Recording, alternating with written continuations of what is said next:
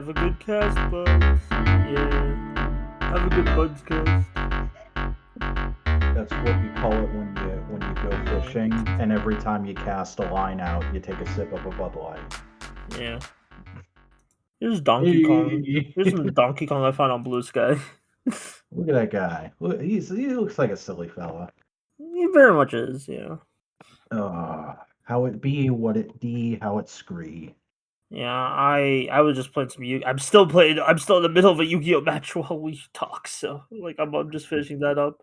You fucking Before card fuck. hard. I've been getting I've been like sweating it up because I've been playing some fighting games and playing some card games. You know, just I've just been sweating like competition up.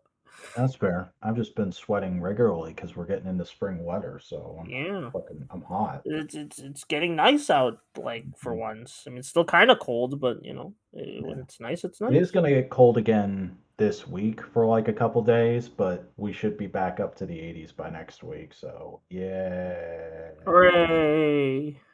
I'm not too excited. Oh, I yeah. don't like the heat buster. I mean, I don't like the cold, so it's like pick your poison. I don't like the Uh, cold or the heat, so it's just like I like the nice middles. so modular HQ would have to be in the Midwest, so we can Midwest, so we can each get a little bit of both. Yeah, I guess if we're still doing that Someday, someday. somewhere Yeah, over the rainbow. someday. Somewhere out there. I haven't seen that movie in years. Same. Uh, I did have a funny idea though for the next time something like this happens. What? Um, where like both, or where like two or more of us have to drop out before we can reschedule. Um, just go in the general chat and don't put an at everyone, but put an at here and just say, hey, we're low on hosts this week if anybody wants to hop on for a random guest spot. Yeah. I mean, I could just like I have connections of like people who just be like, hey, I need something. I need a favor quick. True, but I just meant like we've got enough people in now Yeah. that I'm sure someone would fucking be like, I'm not doing anything tonight. Yeah, or just like a VTuber friend of Boingo's, yeah. Or Wyatt. We haven't had Wyatt back on yet. Need Yeah, to I do mean, why? that. Like, why it's on here like every like Yeah, I couple know you talk to Wyatt every week, but I haven't talked to him in like 3 years. fair. Blue Sky Yeah. doesn't count. This guy doesn't. Oh, being social on social media doesn't count. No. Well, the most social I get with people like that on social media is just like they'll say something and then I'll make a shitty joke. Like he was saying something about like being very unkempt today and staying in his apartment all day, and I just Yeah. replied like, "Oh, dude, I love Welcome to the NHK." Bruh. Uh, damn. Anyway, what else has been happening? I mean, I watched like the first 30 minutes of the Oscars as usual, and then I stopped watching them. And they were I fine. It was, really now that I'm making videos again, I need to get around to making that why award shows are the worst creation in all of media yeah, video I always wanted to do. it'd be perfect for your new format. It'd be perfect. That kind of video would be like really good for that new format that you I established. So I do have a couple of unscripted videos recorded, but I'm waiting until like I have a good scripted one ready to go, and then I can just edit and post them all around the same time. yeah, you like freaking like how Steven Universe used to air, where it's like bombs, like like weekly bombs of like Simeon stuff. Yeah, and it's also just like I like to wait until I have one that feels like it needs to come out right now and then lead with that. The two I've got are just like, Yeah. oh, I forget what one of them is, but one I recorded like a week ago because it was one of the Transformers I got recently just kind of sparked a thought about a systemic issue in the toy industry, and I just kind of rambled about that for 10 Was it minutes. Hound or someone else? Yeah, it was Hound. Yeah, because I know you complained about that on a podcast, and I was like, oh yeah, it's gonna be nice to hear like the full like scripted rundown on, or not scripted, but more in depth rundown on Hound. Yeah. It's more like just a less I'm trying to explain it to you and just I'm bitching about it in general, and I have visual aids I can wave at the camera. Yeah. Did you get the Hound or? Oh yeah, that was part of my whole complaint was Yeah. like, hey, I have this, but I could have had it for $10 less 11 years ago. What the fuck? Yeah. Video games are like big into that right now. It's like, Video especially if you're games like a and Nintendo. toys sure share a lot of issues. Yeah. Yeah. It's almost like video games Are were toys. classified as toys for a long fucking I mean, time. that's how Nintendo got the like NES back into like the How they market. They saved just the video game industry. yeah, they just be like, it's a Love the toy, I robot, the swear. little guy who could.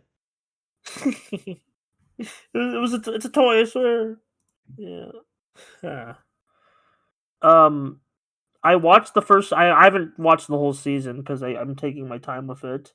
Um, but I watched the first two episodes of the new One Piece season. Uh, Hey. it's really good. Still really good. Like really, just really saw like way better than it had any right to be. I It's find it it's like really nice that you can still enjoy that when in fact you're acting in it. I'm really oh happy my for you gosh. that you're That guy's like the Inaki Godoy. He's way more buff than me. He's way more buff I than me. saw a thumbnail of him earlier today doing like promotion for it, and I literally had a second where I was like, when did Buster start doing face cam? God, I am never gonna live this down. I'm never gonna live this down. Hey, just feel lucky. I haven't gotten around to rewatching the Mario movie so I can write down all the Luma quotes yet. Oh yeah, because I bitched about the Luma and the Mario. He's God. Uh what a weird time. Uh I'm probably gonna go see Project Hail Mary tomorrow. The new Phil Lord and Chris Hey, Miller Ryan Gosling joint. Andy Weir, dude, he wrote the book, dude. He wrote Oh the yeah, the Martian book book, too. Like who wrote dude. the book? I forgot the author's name. I'll be real. Andy Weir. Andy Weird. Is No, that just actually his name? Weir, not weird. Weird. Okay. I thought it was. I thought it was his name. I'll Google him real quick so I can put the spelling in the chat. Yeah, I should actually put more things in the chat because I don't want to. It's fine. I'll get on it in a minute when I say the fucking it's a podcast.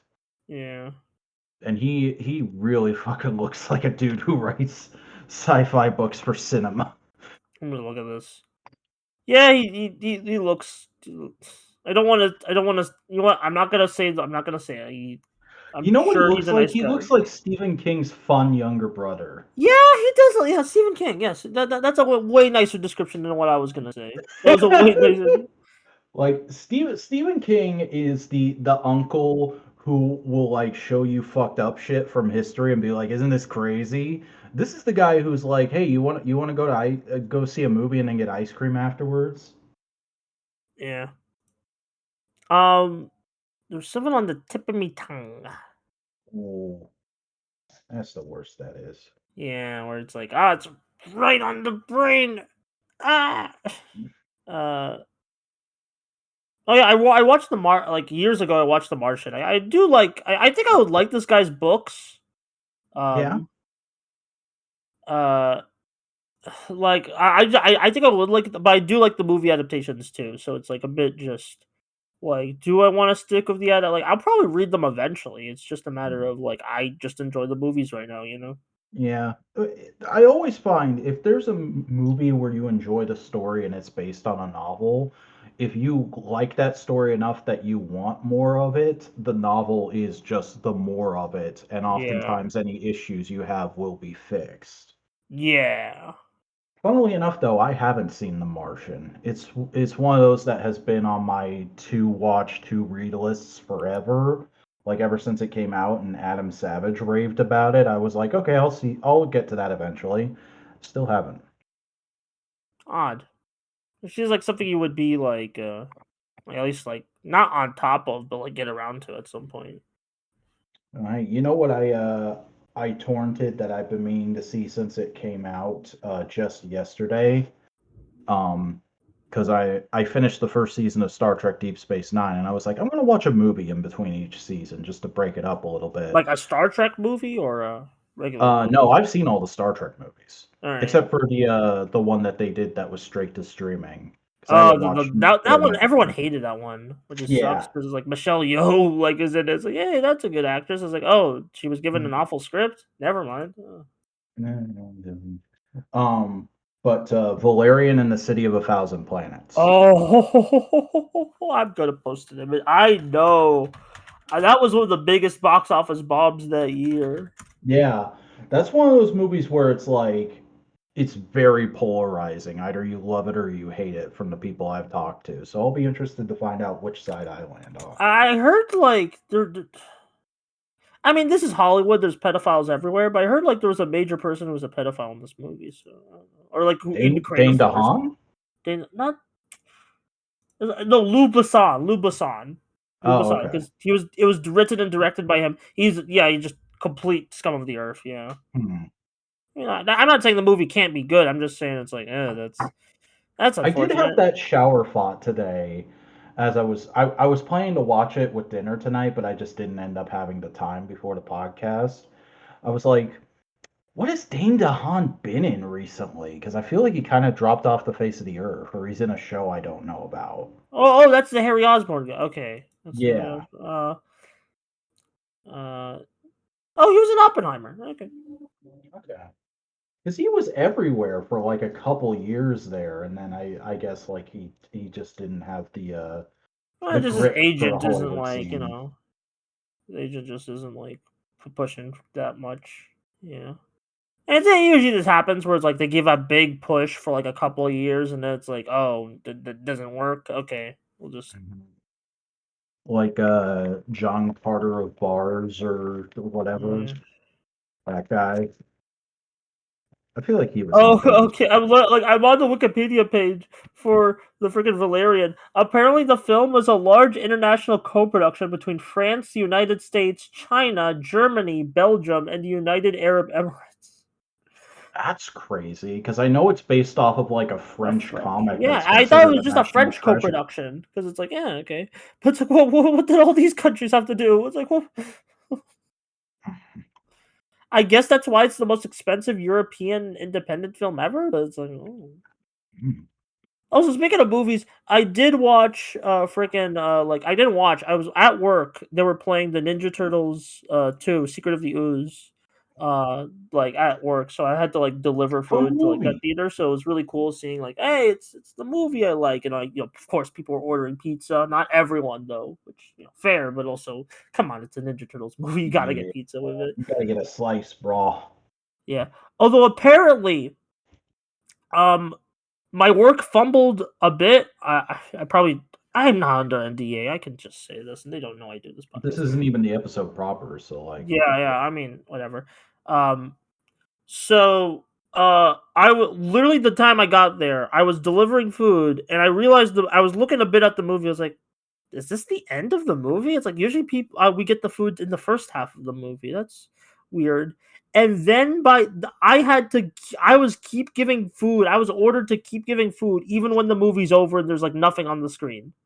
And they were just and the people there were just so confused. Like, yeah, we ordered that, but the movie's over. It's like they just had a bunch of leftover boxes, and it's like, I was gonna say, would you not bring it in a to-go box at that point? yeah, they do have to go boxes, like a bunch, but it's like just like, oh my, a waiter fumbled hard with that like showing, and it's like, that I sucks mean, because was it it's. sitting there for a while, or was the kitchen just really backed up? I don't know because the kitchen. I guess they got it. The kitchen got it late, so it's weird, man.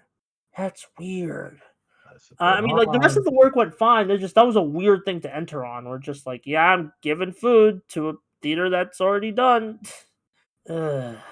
Anyway, Oh, it's I not think your that's a good fault. way to start the podcast. Hey, Well, everybody. go for it. Hey, everybody. Welcome to Modular Components. No Boingo, no Cody, Snow Cone. It's just me and Simeon. A couple of twits, dare I say. I'm It's Buster. Hi, everybody. It's a couple of twits too. Twits to men. Twits to men. I mean, Kamen Under Zets is going crazy right now, but I don't think Sim's caught up on it, so we can't talk about it. No, I stopped watching, like, I want to say. Wait, what episode is it on at this point? We're on 26. Okay, then I'm probably right. I feel like I stopped around episode 6 or 8, somewhere in there. Yeah, I mean, that was I think of the cooking plot. I think you stopped around. Yeah, that sounds familiar.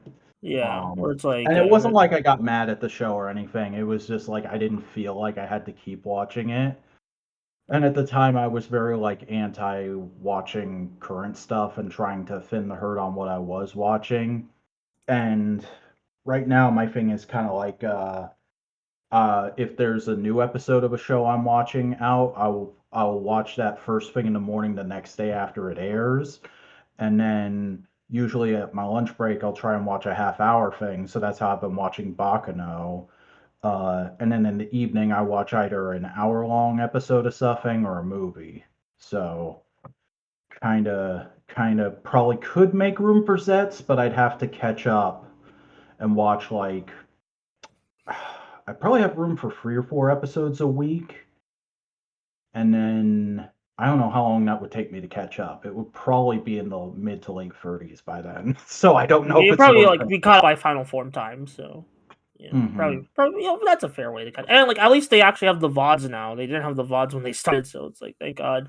Oh yeah, that was the most that was kind of what drove me off to start at least because I think they were fixing that right around the time I gave up was Yeah, they fixed it actually pretty quick. They only like episode as soon as episode 4 aired, they're like, all right, VODs are the thing.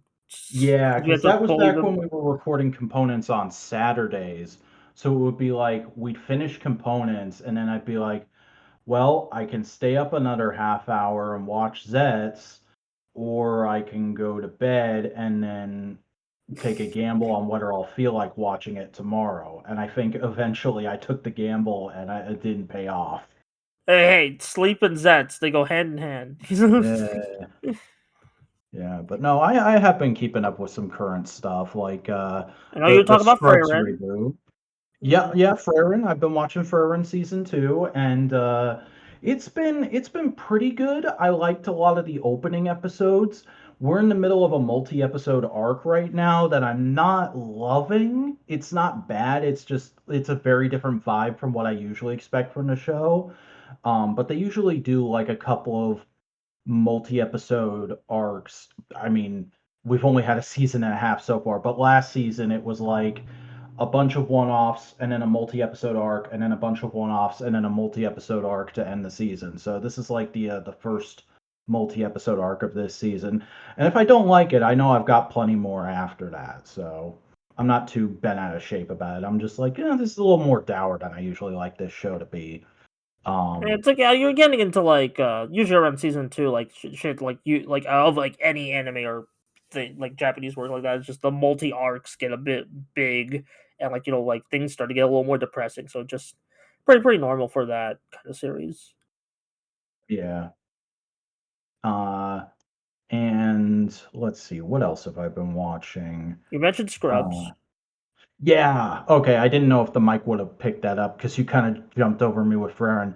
Yeah, I've been watching the Scrubs reboot, which I don't know if I talk about that enough on this podcast, but there was a like huge chunk of my early life where I was like very into sitcoms from like the 80s, 90s, and early 2000s. Because I was a homeschool kid and like the most common thing to be rerun during the day on TV back then, back when you didn't have streaming, was sitcoms. So I just watched a ton of that shit.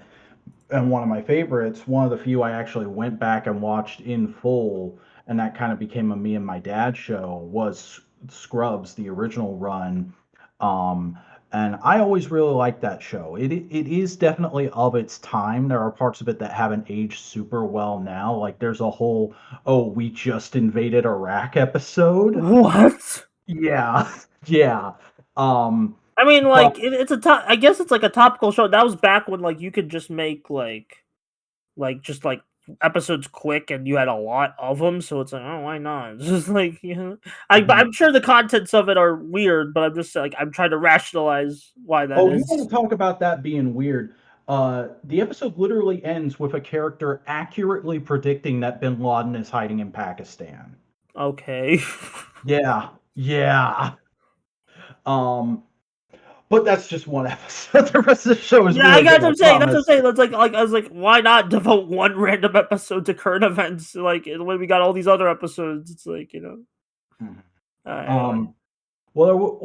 Um, I say the rest of the show, most of the rest of the show, because the penultimate season is a little wonky because they were trying to introduce a bunch of new potential main characters because the Yeah, main I actor was remember hearing leaving the about show. that. Yeah, and then the final season is almost like a completely different show with the same characters, and the main character who they gave a big send off to at the end of the penultimate season, he's still around for most of the last season, so it's really weird.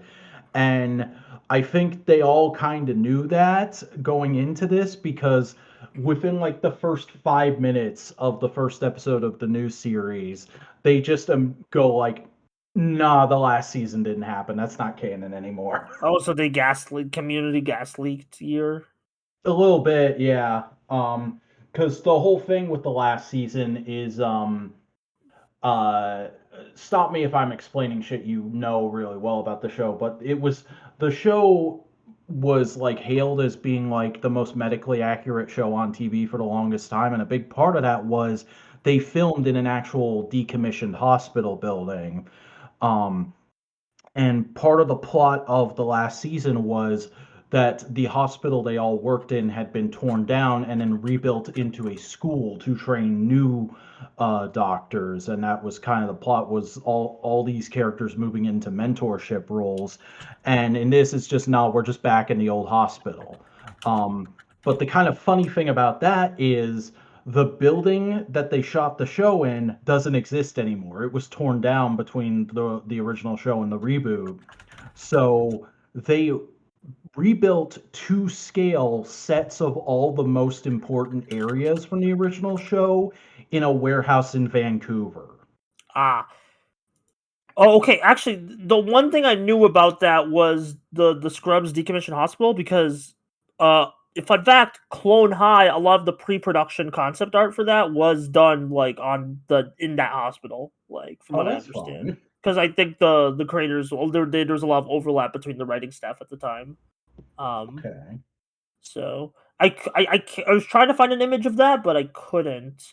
So just enjoyed a Clone High Scrubs thing because I think also like a couple of Yeah. cast members of the early seasons of Scrubs and Clone High kind of like okay. Oh, this is And like here's here's the poster for the new Scrubs for the sake of the chat. yeah.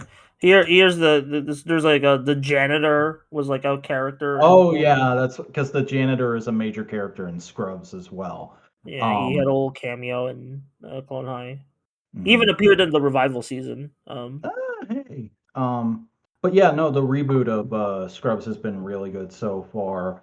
Um, like there's certain little bits about it that I'm like, man, that's not as good as it possibly could have been. But a lot of it's just due to culture has moved on a little bit from this format. So it is kind of like there's nothing you could really do to update certain things. You just kind of have to go with it.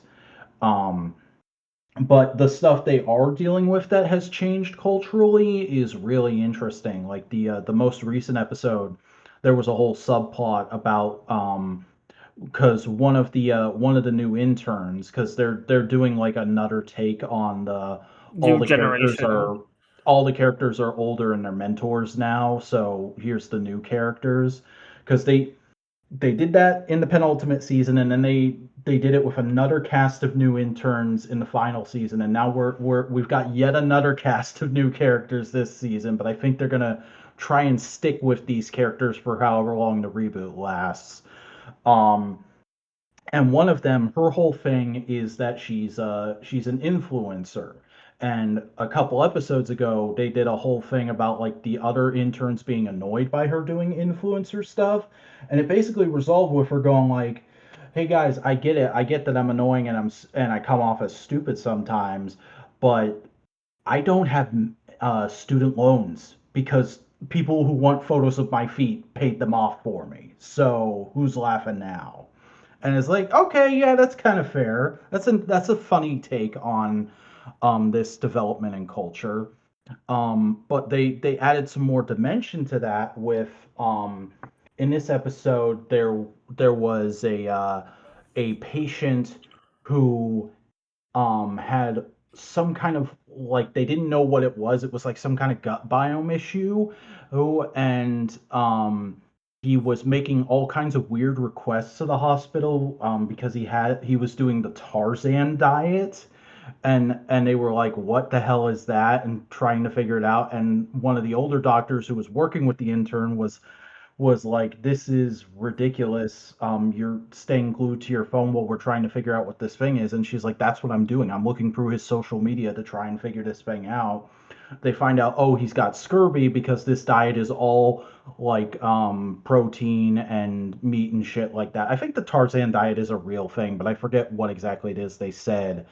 Um, and it's like the whole thing is like there's points to both things of you shouldn't be totally absorbed in your phone all the time, but also if you use it right you can find out the ways to actually fix issues with patients much quicker than the traditional methods. And that's kind of where it came down to, was watching through all his videos and like how he talked about his diet and stuff like that. They were able to figure out like, oh, it's not just that you're doing this diet, it's that you have an eating disorder and that led you to this diet, and we're going to get you some help with that. And it was like, okay, that's a kind of nice way to deal with the way the manosphere stuff is affecting people these days, where it's like, hey, this is bad, but we can help with it. We're not just going to throw out the baby with the bathwater here and go, oh, the kids and their phones. I kind of Yeah, appreciated that because the original show, like one of its most popular characters, his whole thing was, I'm not politically correct. I just rant at people for being stupid in a funny way. And like it was a great character, but the whole point of the first episode of the reboot is the main character of the old show coming back to the hospital and seeing that mentor character trying to teach all these new students. And he's like, I just can't do it. The culture has moved on from my method of teaching. You're a much more sensitive and nice guy. I need you to do my job. Which is kind of sad because it means we're not going to see that actor as much. And there are certain actors where it's like very obvious they'll only be in a handful of episodes because they probably didn't want to spend like however many months in Vancouver. Um, but like I'd rather have the smart writing to get around that stuff than just not have them be there, just you know? push it to like an extreme that just won't be fun for anybody. Uh, So it's been pretty good so yeah, far. is that Dr. Cox, like the guy I keep seeing in like clips and shit? Like Oh yeah, that the you're talking? Dr. Cox rants are legendary. Yeah, like I've seen him in like Top the Fourth Wall and just like all general internet like Mhm. places. So Him and the janitor are like the two big breakout characters of Scrubs. And the janitor is also supposed to be in the reboot at some point. Like apparently he did like post that he went to film some stuff, but he hasn't shown up yet. So I imagine there might just be like one episode that explains like here's what the janitor has been up to since the original show because he's not working at the hospital anymore or something like that. yeah, that'll be fun. Um, What yeah, else? glad the Scrubs revival is good because sometimes revivals just don't end up that way. Yeah. The only other current show I've been watching is Garo Sentinel of the East, which it's not. I wouldn't say like that's a good Garo show to start on. Yeah, It's very much like the most we are up our own ass I've seen Garo be in a minute, which I kind of enjoy, but it is also like, yeah, this is not going to ease anybody into it, and it's also very obvious at this point that the whole show exists to just be a send off for a character that they're probably not going to be able to use anymore. because they made a big deal out of getting that actress back because she wasn't in the last show because she had another commitment. And there was the whole first episode was like, oh, we need somebody to replace this one mystical character. It looks like it's going to be this person, but it could also be this character. And she's like, oh, don't worry about it. I'm not connected to that at all. And then there's a big twist of like, oh, actually, it looks like I am. I never knew my mom, but apparently my mom is from that lineage, so I could fill that role if I need to. Wink, wink, nudge, nudge. Odd. Yeah. Hmm. I mean, like, yeah, I don't know. Like, Garo, I think the last thing I was, like, interested just from, like, a pure premise standpoint was Versus Road. And I Mm. liked the episodes I saw of Versus Road. I didn't finish it yet because I wanted to go in order for the I don't think I videos. did either. Oh, you finished Versus Road. I remember you complaining about the ending on Twitch. Oh yeah, that's right. That show was kind of a mess by the end of it. Yeah, I know. I'll probably. I think there's something parts of it I'll like. It's just like I know you weren't the biggest like fan of the ending, but I just generally enjoy those battle royale type shows. So it's like I still want to check it out. You know. So yeah, that was like the last like major creative like thing Garo did. I don't know. Like it feels like there hasn't really been like a strong gimmick for this like Mhm. current era. It just kind It of been like yeah, it's it Garo. feels like they have Ryuga's actor locked down, so they're just like, as long as we can keep making shows with him and keep continuing that story, let's just keep going. Because the last time they did a major creative refresh before Versus Road, it was when they came up with Ryuga, which it's like the original Garo was very much urban fantasy, and Real is more like modern fantasy. no, I'd say it's more like hard fantasy, where Yeah. like there's I remember very the first little Ryuga of. series was like very modern or like technologically Mhm. advanced. I'd say it feels a lot like Mistborn actually. But since then they've gotten further and further away from that urban vibe of like this Okay. episode, this series straight up takes place in like a part of that world we've never seen before, but they're like, oh yes, this part of the world used to be luscious and beautiful, but then a curse fell upon it and it's been a desert ever since. And part of the whole main plot is we're trying to make it not be a desert anymore. And it's like that's neat, but also the way they're accomplishing making it look like a desert in the middle of Japan is they're just heavily using volume technology. And like sometimes it is so obvious it's painful. It's like it will go from looking pretty good for a Toku show to, oh, this is like a 2010 sci-fi channel movie. Damn. I mean, I can Mhm. handle that. It just like I get that, but I get that being a bummer. Speaking Yeah. of Toku, I'm not all the way caught up on Hunt Infinity. I'm an episode behind, but I've watched the first 4 episodes, and I haven't really talked about it on podcast yet. I feel Hmm. like How's it I going? remember I complained about the first episode. It's gotten way better since then. It's just I'm still a bit, I'm still like a bit arm's reach with it because it's like All I I've know. seen of it so far is the clip of the little bug jumping around, and I was Oh like, yeah, the yeah, Galvan yeah, that's ants. Let me good. go That's find. good shit. Do more of Yeah, that. yeah. And apparently he was the second Galvan designed for the show, which is really funny. Like, and he's voiced by like the guy who does the like Gaia memories in Double. So he has this very deep voice. It's like, Yeah. yeah, He it's looks like a great. he looks like a Pokemon. I love it. Yeah, he kind of does have like a Durant or whatever. Yeah, yeah, that's the Bushido post. Bushido's probably my favorite of the three like core Galvan so far. Hmm. Just because he probably has the best like potential in arc. He's a robot actually, so that's really fun. Like he's like one of those like Wow. cyborg androids, and he's like like it is this dialect in the good subs at least because they're the first subtitle. I'm sorry to keep complaining about this, but the first subtitle for the episode was really bad and made the show seem worse. Like I still feel the first episode's weird, but that first subtitle made the show look way worse Buster, than it actually is. Buster, Yes. I'm so fucking proud of you being a subtitle snob right now. I'm Okay, so no, fucking look. proud. It's not even that I thought like it's the word. It was not. It was the phrasing. It was like the No, missing no, of no, no, no. It's information. snobbery because that shit's important and people don't get it unless they get it. Yeah.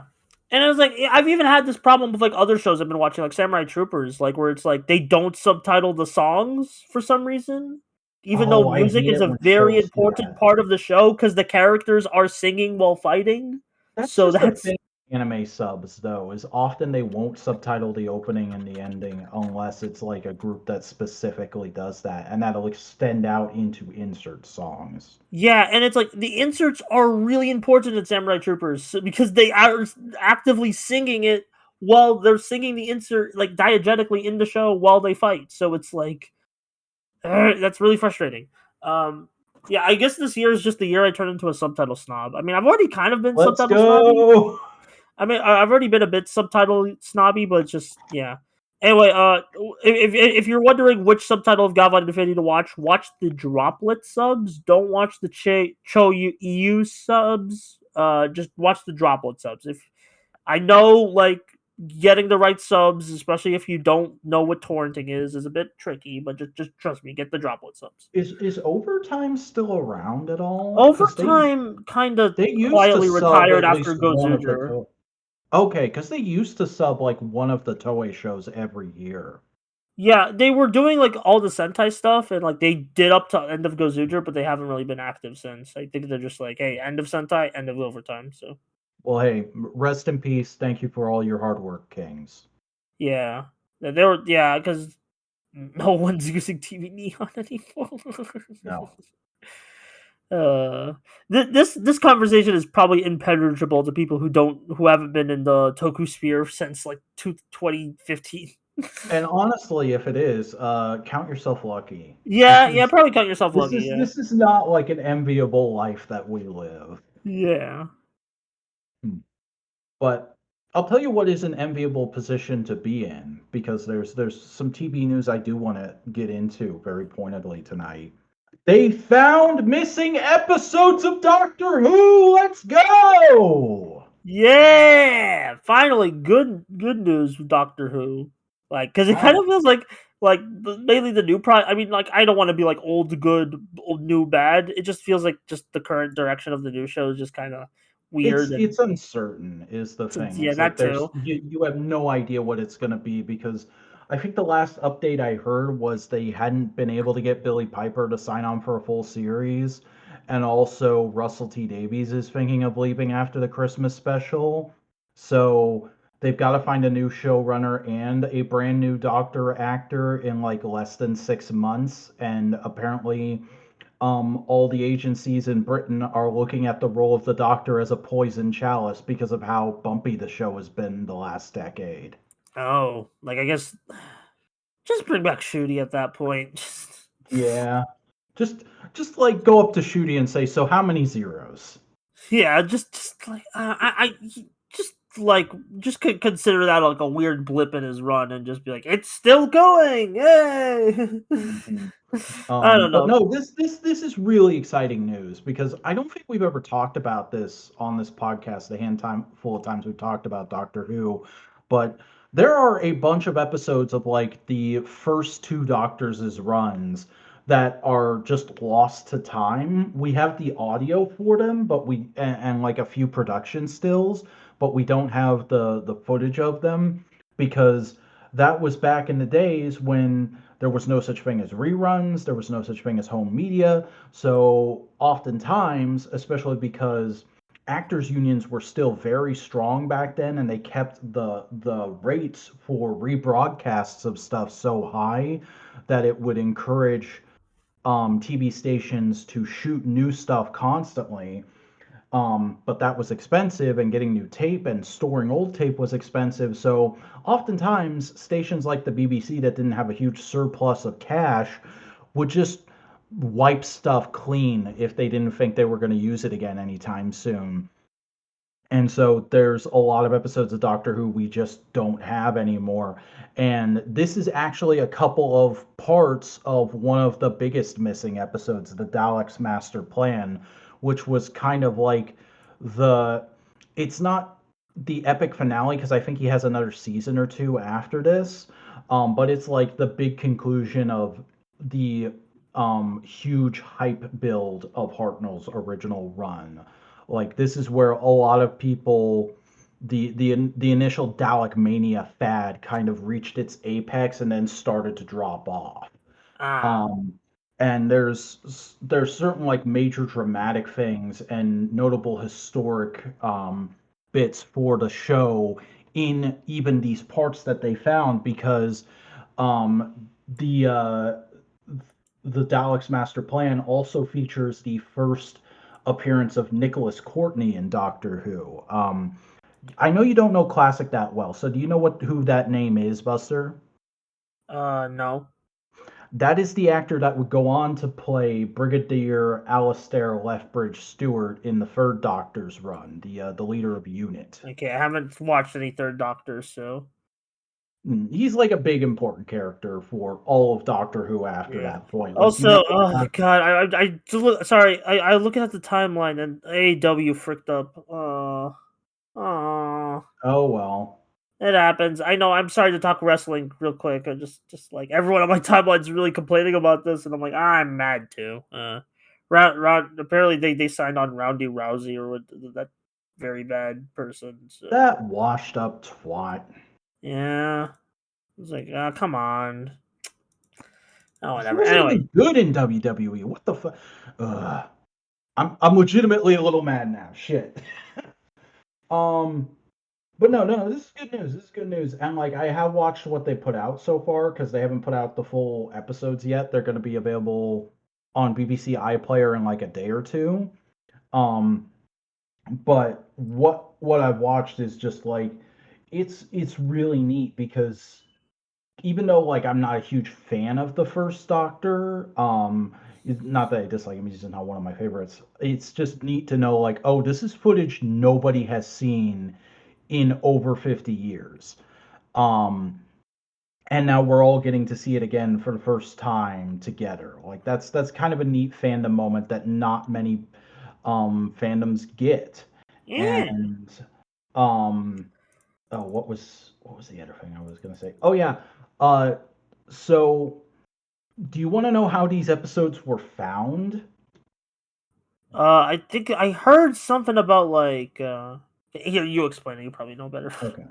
So in the past, because we have found a number of supposedly missing episodes in the past, and a lot of the ways those were discovered was by searching the archives of BBC stations in other countries when they would ship copies of the tapes over for airings of Doctor Who over there.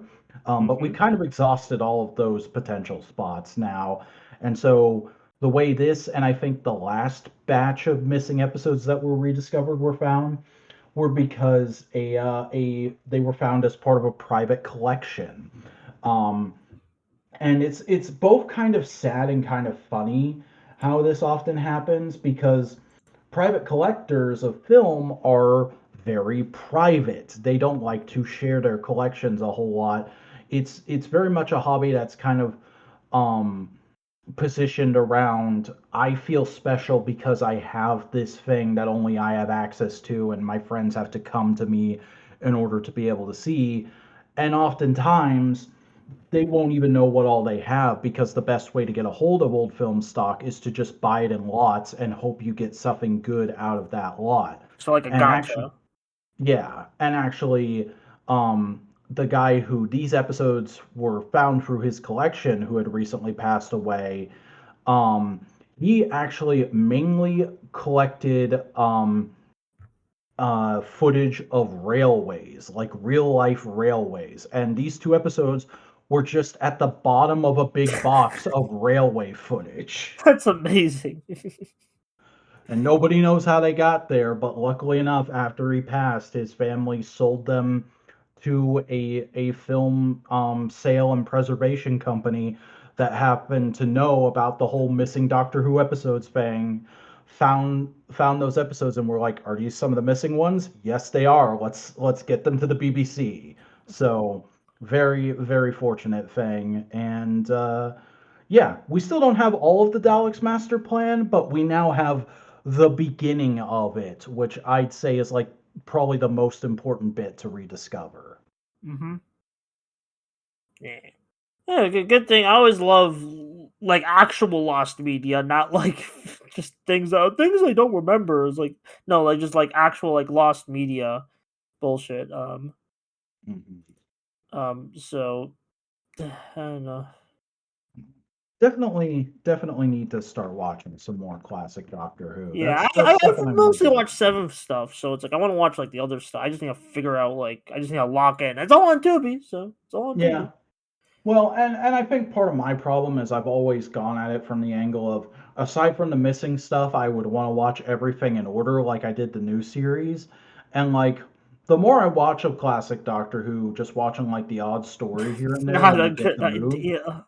I'm like that I'm not going to have the constitution for that. I need to just start watching the odd story I'm interested in a little more often, and eventually I'll catch up because I've been doing that with the audio dramas recently where it's like every other audio book or so, I'll grab an audio drama off of my library's app because they have a ton of them, and that's been fairly fun. And those are about the length of a standard story, but because it's audio only, they're a little more snappy. They're slightly shorter. Yeah. Something at the tip of my tongue I wanted to talk about, but I forgot. Hmm. Well, I can do another thing real quick while you think about that if Yeah, you do want. your quickie. Um, So a couple weeks ago, I made a big deal out of the fact that YouTube changed the subscription page again, and I've been meaning to say this ever since because I found this pretty much right after that episode. Somebody's made a plugin for every browser and also every version of the mobile YouTube app that not only puts the subscription page back to the way it's supposed to be, but also will cut out sponsored segments automatically, will take videos you've already watched off of your recommended pages, will allow you to take screenshots, will allow you to customize the layout of search pages and just all kinds of major quality of life improvements that have made, like, I'm one of those people who watches way more YouTube than any other media, but like I've been using this for a couple weeks now, and even though I didn't hate how the site has become in the last couple of years, this is so much better. I can't ever imagine myself going back. So if you at all watch YouTube regularly, and I imagine if you're wasting your time on this podcast, you do, get Control Panel for YouTube. You will not regret it. I promise. All right, I'll look into it. Mhm. I'll look into it. Um, there's things that happened today. I just like just trying to like filter. Like memory is being really weird today. Sometimes the brain just don't go burr. Brain isn't burring, which is very unfortunate. Uh, how's your week been? My week was pretty good. It's mostly just a normal work week with moving through stuff, and then on Friday, we had bought a new grill for our pool area because the one we had was just like a good few years old and was starting to look really wore down. Mm-hmm. So my boss was kind of just like, we haven't really done like a extracurricular team building thing in a while, so why don't we test the grill? So we had an employees only cookout on Friday after work, and that was pretty nice. Um, I don't love my coworkers, but they're also far better than a lot of other staffs I've worked with. So it was a decent time. Um, and then that was a payday, so I was planning to get up the next day and go and get groceries, and I was already planning for it to be a fairly tight budget because I had a couple of bigger bills this week as well. And I woke up and I opened my email and I saw a email that said direct deposit received, and I said, "Oh, my bank must just be running slow this week. I guess didn't get the paycheck email till just now, whatever." And I went out and got my groceries, and then I got back and I had taken out some cash because I also owed my mom some money. And I looked at my receipt from the ATM, and the balance was like way off from what I thought it would be. So I was like, "What's going on here?" And I go and I look at that email, I got my tax return and then went out running errands, being really careful with my budget when I didn't need to be. So I God was like, damn. so then today I was like, okay, well, I'll pay my bills for the rest of the month, and then I'll order a couple things I've been wanting, but knowing I really couldn't afford right now. And then I'll put some on my credit card debt. And now I'm going to go out grocery shopping again and just get all the stuff I passed on yesterday. So it's been a great weekend. Yeah. Uh, I'm trying. I'm honestly, there's a lot I'm holding until like Boingo and Cody get back, because Mm, a lot of like things I'm like I need to discuss. Like, so I was really hoping Boingo would be here, but it's like it is what it is. I Um, I get but it. like I mean, Boingo's the Chainsaw only Man is one who about can to discuss the end. fucking Mario trailer with you. Okay. I do not really. Honestly, I kind of like indifferent to the Mario movie right now. Just the new one. Yeah, It just same. It's like the most interesting thing about it is that yet another role for Luis Guzman that he he's seems playing great for, Wart. but it's outside of my interest sphere. So I'm like, I don't know if I'll see this. I'll see it just because it's Mario, but it's like I don't know. It's like I mean, Yeah. it's also just funny to have Wart in a movie. It's like okay, Mm. it's Wart. What I about liked the him? first one well enough when I got around seeing it. I think it was last year actually. Um, but this doesn't look like exciting or different enough to me that I'm like, I gotta rush out and see this. Yeah, it's just more of the same, and sometimes that can be fun. But I don't really like the first one. I was kind of hoping it's like okay, this is the basis, then it's gonna get better. Hmm. It did not get better. It's just the same. Also, Donald Glover as Yoshi. I mean, okay, sure, I whatever. had a real whiplash moment with that where I was like, sh should I ask the stupid question of like, doesn't Yoshi usually not talk except for saying his name? I guess he's just doing the Yoshis and shit. Like, yeah. Like, I Maybe mean, he like has. Yoshi's like, and he just makes like noises. I guess I don't know if you'll be saying like full sentences or if it's just like We gonna we be like haven't a. seen him talk at all in the trailer, so I'm Well, really he's only said curious. Yoshi. He's only said Yoshi in the trailers. Did he say Yoshi in one of the trailers? I don't remember that. Yeah, it was a reveal. It was like a smaller trailer, not one of the bigger ones. But he says Yoshi. Hmm. Funny that they didn't announce him then, but Yeah, okay. I guess they just wanted to be like, hey, Yoshi will still be Yoshi. They didn't want to like Chris Pratt Mario and like put all these expectations on. Uh, Also, because they only had one slightly different than the last trailer clip of Rosalina in this one, I'm thinking she might just be in one scene. I think it's like they showed her in a couple scenes. I think she's gonna be a damsel in distress, which is gonna be stupid, but it's Hmm. like, yeah, it's not gonna be great. It's like this movie's too cluttered and shit. I don't know. It just feels like it looks a little worse than like not visually, but just like movie wise. Like it just looks a little worse than the first one, which is It's kind a of an shame because accomplishment. I liked the first one fine enough. I thought it was a pretty solid flick, and like, thanks to the Fanon Luigi Daisy stuff, I am very invested in Luigi as a character now. But it doesn't look like they're doing jack squat with him in this movie. Yeah, you just kind of like Mario's pal. It's like I Great. don't know. Mario's pal. Yeah. At least Sonic Movie 4 could be exciting. Like so. Sonic, I never thought I would be excited for Sonic Movie 4, but here we are. I Yeah, don't even bro. know Like we're Sonic going for lore that 4? well. I know Sonic Shoe lore better than I know Sonic lore, but because I enjoyed those first three movies and the fucking Knuckles show, I'm like, yeah, no, I'm down for a fourth one. Yeah. Especially because that post credit tease was really good. So.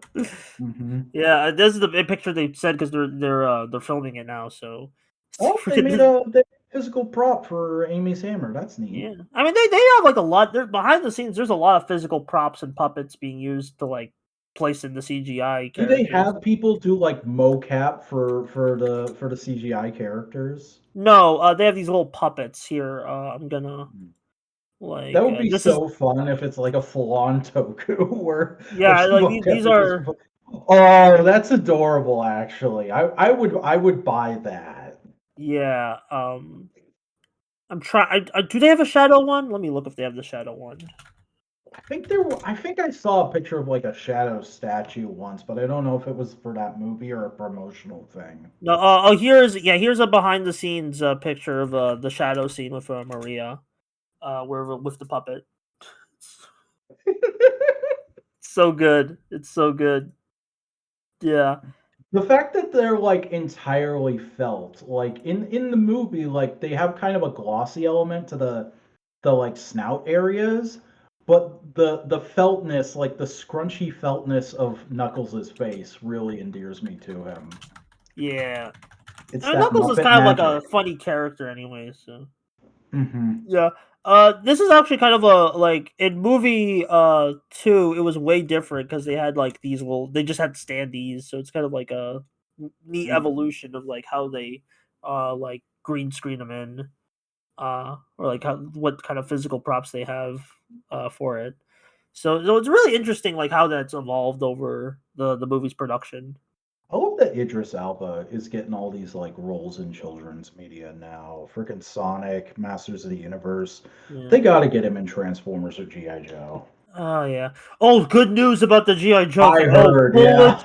dodged. Bullet, literally the same. Like, so it was really funny because it was like announced back to back that they canceled the Buffy reboot and that they not doing Max Landis GI Joe. It's like we dodged 2 bullets. Oh my god. Oh, Hmm. Here's oh. the thing, I never heard that there was a Danny McBride script as well. I only ever heard, oh, Max Landis, Max Landis, Max Landis, and I'm like, I've never seen one of his movies. I've just seen his YouTube videos and read his Superman comic. So, I mean, I don't hate him as a creator. I know he's very questionable as a person, but like, I mean, I guess we'll have to wait and see. And then people told me, oh, there's a Danny McBride script as well, like 2 days ago. And I was like, why did we not lead with that? Danny McBride is an incredible dramatic writer. People really undersell him because he mainly does comedy. But like, having watched all of Righteous Gemstones now, I'm like, yeah, no, he could do a hell of a G.I. Joe Oh movie, right, he did especially if Righteous he's a fan of it from Gemstones. when he was a kid. Sorry? He did Righteous Gemstones. I didn't know that. Yeah, Okay, that's like I know his he was like a shit. better writer. He executive produced it and he wrote and directed multiple episodes per season. Oh, okay. And he's also the main guy. All right, that's interesting. Yeah. Okay. So yeah, I knew there was like 2 scripts, and just everyone was like worried. It's like apparently they were gonna combine both scripts, so like Hmm. it was just that weird thing. But it's like it's still like the Paramount doing that sus shit, and it's like I don't know. But it's like I'm grateful like that they're like, hey, wait a minute, this guy sucks. It's like hopefully I Danny would McBride not be still gets to do surprised the. if it was one of those things where they leaked that story to see if people preferred one of the names over the other. Yeah. So yeah, hopefully Danny McBride can still get that GI Joe. And it's like it's really weird like going outside of this podcast and like talking GI Joe or just seeing the general reaction to GI Joe being like, man, who cares? And it's like Yeah. No, that's the thing with G.I. Joe is like if you like it, you really like it. If you don't like it or like just don't know enough about it, you are annoyingly dismissive of it, I would say. yeah, and I think Rise of the Beast was kind of a big. I saw a lot of people being like, I liked Rise of the Beast. That ending sucked though. So it's like I Oh think yeah. that didn't help. Oh yeah, I remember like watching Few's review of the movie the week he dropped it, and he's like, "Oh, and GI Joe, piss off!" And that was the first time where I was ever like, you know what? Actually, fuck you, Few. He's usually such a like a nice, like pleasant guy. It's like even like just like yeah, I know. I'm probably Yeah. the one person in the world who is both a Transformers and a GI Joe fan and was excited about that tease because Hasbro's been fucking trying to make a crossover between them work for I mean, decades. Energon Universe right now is like that's Yeah, it's just another Energy attempt at it. Universe is great, but people only ever talk about the Transformers books, and it pisses me off. Yeah, I want to get back into Void Rivals. I like the first issue. It's just a matter of just I'll get to it when I get to it. Hmm. Um. But the new issue though. I could. You know what? For once, I really agree with the old heads. If this is what it takes to make a fandom fucking lose their shit right now, thank God IDW did the stuff it did when it did. I don't like my thing about the new issue is that I don't even hate the freaking like things that happen. I just think as a story, it's just kind of whatever. Like, you know? Mhm. Yeah, it does feel very decompressed, and that's been a thing with the Kirkman run in general. But like that's I feel like that's just kind of Kirkman's writing style is he kind of spins his wheels for 3 or 4 issues and then he does a big issue. Yeah. Yep, that's the Alita Prime. I just like I also just like haven't really been like too into the this version of Alita. I like the Yeah. I and I think I here's my thing. I think I probably would have liked this if this was the first issue of Kirkman's run. Is Hmm. that like a weird thing to say where it's like you just you, instead of Well, like he spinning. took like 5 issues to build towards it. Yeah, and it's like so I like some of those issues, but it's like I feel Mhm. like if you just immediately be like, all right, switching protagonists, like I It feel like I also does feel like slightly performative because he also just did RC RC Prime, Magnus. yeah.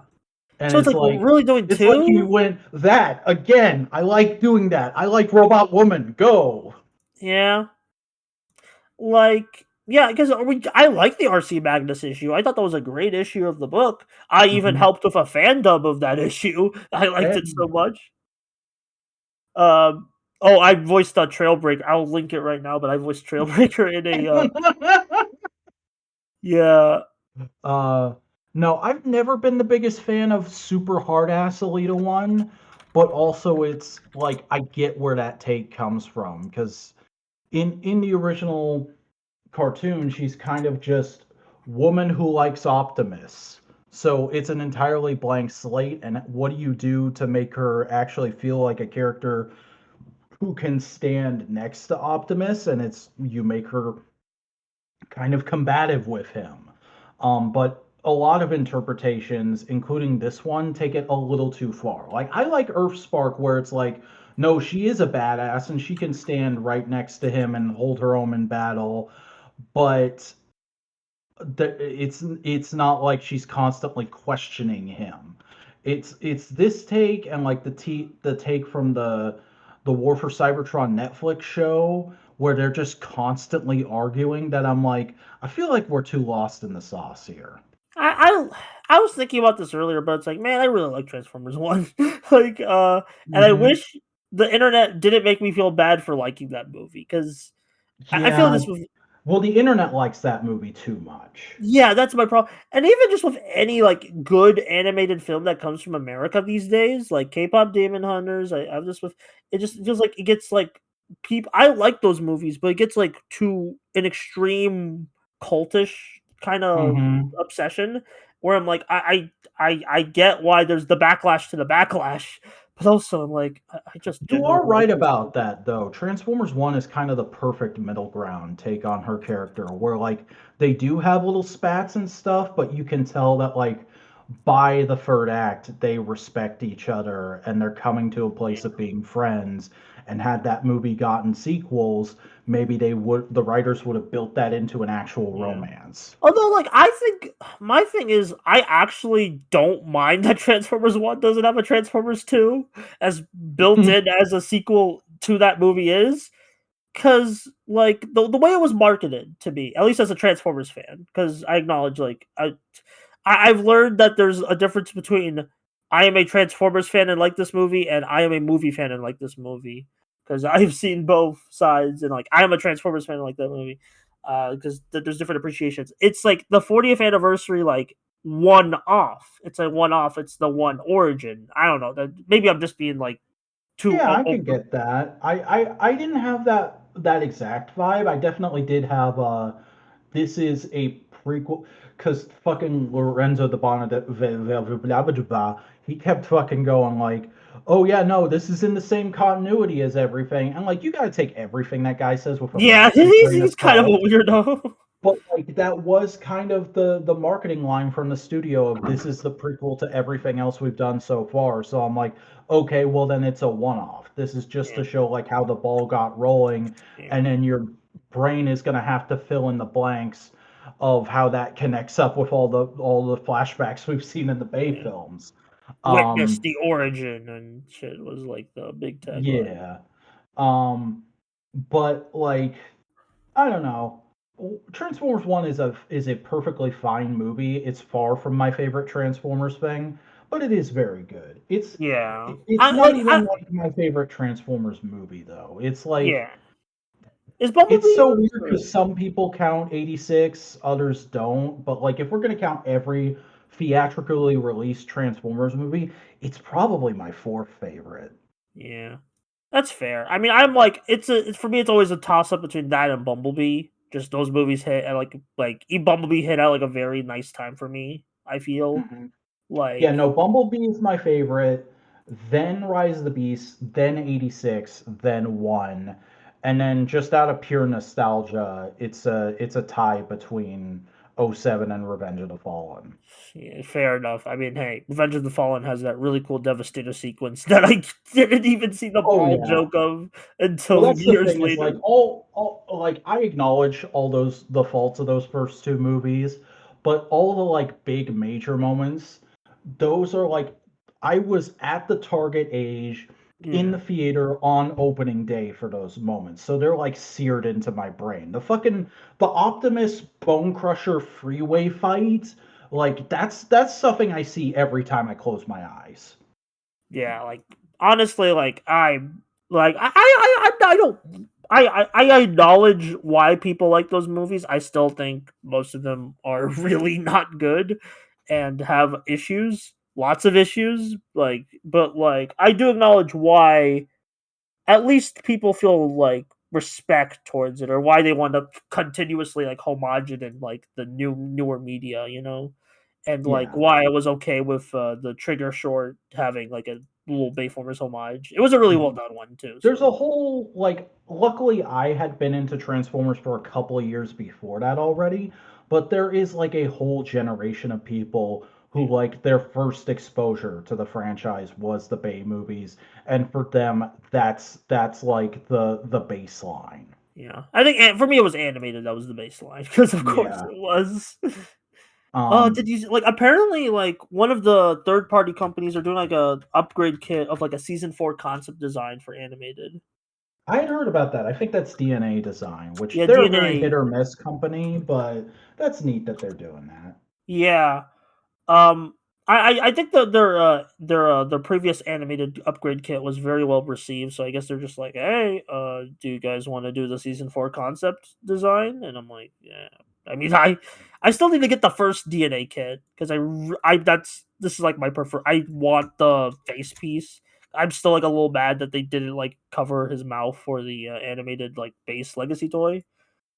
Although Yeah, actually, it's speaking of, I keep having dreams where I'm like, I have the Ratchet toy, and I'm like, and I'm That's like, how you know you're in, brother, when you're yeah, dreaming about upcoming toys. Let's yeah. go. I guess I don't know why it was just a random dream where I was just like, yeah, I was just posing along my figures, and I'm like, the Ratchet toy, and I'm like, and then I wake up and I'm like, I don't have that yet, huh? I I have done that countless times. It's like what Cody talks about with the Bionicle dream, you know? Um, I will say, like, just to loop back around, I do have one really positive thing that I didn't get into my media thread about that new issue of the Kirkman book, which is just that like I like that they're just dropping Prime from his name now that he doesn't have the Matrix. He's not going back to Orion Pax. He's like, no, I'm still Optimus. I'm just not Optimus Prime anymore. Because so often it's like, oh, he loses the Matrix and that just completely regresses his character back to baby boy. And he's like, no, all that shit still happened to me. I just don't have superpowers anymore. Yeah, I'm just not the buffest, like beefiest guy. Yeah. I like that take so much better. But Yeah, and I don't know. I feel like I don't know. The Orion Optimus thing is weird. Freaking, I just had the funny Orion Prime. I don't that mm, that's not that's that's just nonsense. It's just but just I don't know. I don't something about that name just You kind of know tickles what? me. That should have been the US name for Star Convoy instead of Oh, Star Optimus Orion Prime. Call Prime. him Orion Prime. That would have been badass. Yeah, I mean that does fit. That does fit. It's like because the whole point of the toy within the fiction of Age of the Primes, which barely exists, is well, it was always the intention of the aligned continuity that Optimus Prime is the reincarnation of the mythical 13th Prime, and he would have gone Super Saiyan at some point, but then the show Transformers Prime wanted to do its own thing, so we didn't get to that. So now people want a new Star Convoy, so here's how we get that in is we say this is Optimus's crazy Super Saiyan I'm the 13th Prime actually form. But they called it Star Optimus Prime, which is just such a lazy westernization. Yeah, just I guess they're just has to I think the last Japanese Transformers thing was Overgear. I think it's still happening, but it's Overgear is happening. The first two toys have not released yet. They've been in just showing off prototype stage forever, and they went up for pre-order a couple weeks ago. is there even colors to Overgear or? There are, but part of the whole point of the toy line is that it's ultra grounded and realistic, which means everybody is like varying shades of Yeah, black I'm and looking gray. at this. They're just here's a picture. Here's Ironhide. Yep. Yeah, Which that's a I bit don't hate it, disappointing. but it's like those would look so much more fun if you just added a little more color to them, especially the Ironhide, because apparently, in the fiction that they put out for Overgear, this is meant to be like the Energon Roadbuster Ironhide take, and you can kind of see it in the face sculpt, but it's like so eaten up by the gray that it's very hard to tell if you're not looking for it. No, just there is character here. It just feels like color would help. It feels like this is some Gears of War shit, you know? Very much. I don't know. Like it's meant to be a new version of this guy. Yeah, that color scheme would just be way better if you just put it Mhm. on that toy. I hope they do a repaint that is just straight up that color scheme because I would be very tempted to buy that. I don't know if I will ever get my hands on any of these because they're high-end import transformers, so they cost like $100 a piece, and also they're bigger than what I'm used to messing with, and the transformations are a little more esoteric, so I might not enjoy them like I do. I had a phase of collecting Masterpiece for a little bit, and eventually I just went, you know what? I prefer Generations because it's smaller and it's cheaper, and I don't have to go to weird websites to get a hold of it. Yeah, understandable. Uh, has there been any good Marvel Legends recently? So Um, now not we're at the since section of the not since podcast where we just Origins. talk toys. Yeah. There hasn't been any Marvel Legends announcements since Toy Fair, I don't think.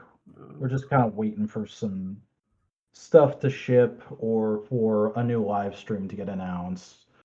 Um, yeah, I can't really think of like any major toy news that would be relevant to you in the last couple weeks. I mean, oh, who was it? I'm trying to remember the name of the company. Let me see if I can dig up this Preternia tweet from a couple weeks ago, because Capcom had some Oh yeah, event recently. Storm Collectibles was it? It might be Storm Collectibles, but I know it's somebody is doing Darkstalkers figures, and Yeah, I think people it's are Storm really Collectibles. I excited saw about it. Paternia. I follow Paternia, so how do you spell their name though? I just type in PRE, and then Blue Sky usually auto completes it for Okay, me. PRE. I was doing PRT. Hmm. There, I found. Okay, I was posting the E in the wrong place. Hmm. Uh, Here it is. I just found the post. It was 5 days ago. Yeah, so Storm Collectibles had a do a bunch of Street display of Fighter and everything they're Transformers. doing at the Capcom Cup, and part of that was we got our first look at Felicia and Victor Victor. Yeah, from Victor. Darkstalkers. Yeah, that's really cool. We got Alpha Cam. Is that Alpha Cami? Yes. Let me check. Oh, Oh they're yeah, doing Alpha Cami. they're doing the SF6 looks. I didn't know about that. Armika, that's fun. Hmm. Giant bite. They're doing the entire horse. Goddamn. Oh yeah, that just went up for pre-order this week. I think there's Yeah. nicer photos of that somewhere. Yeah.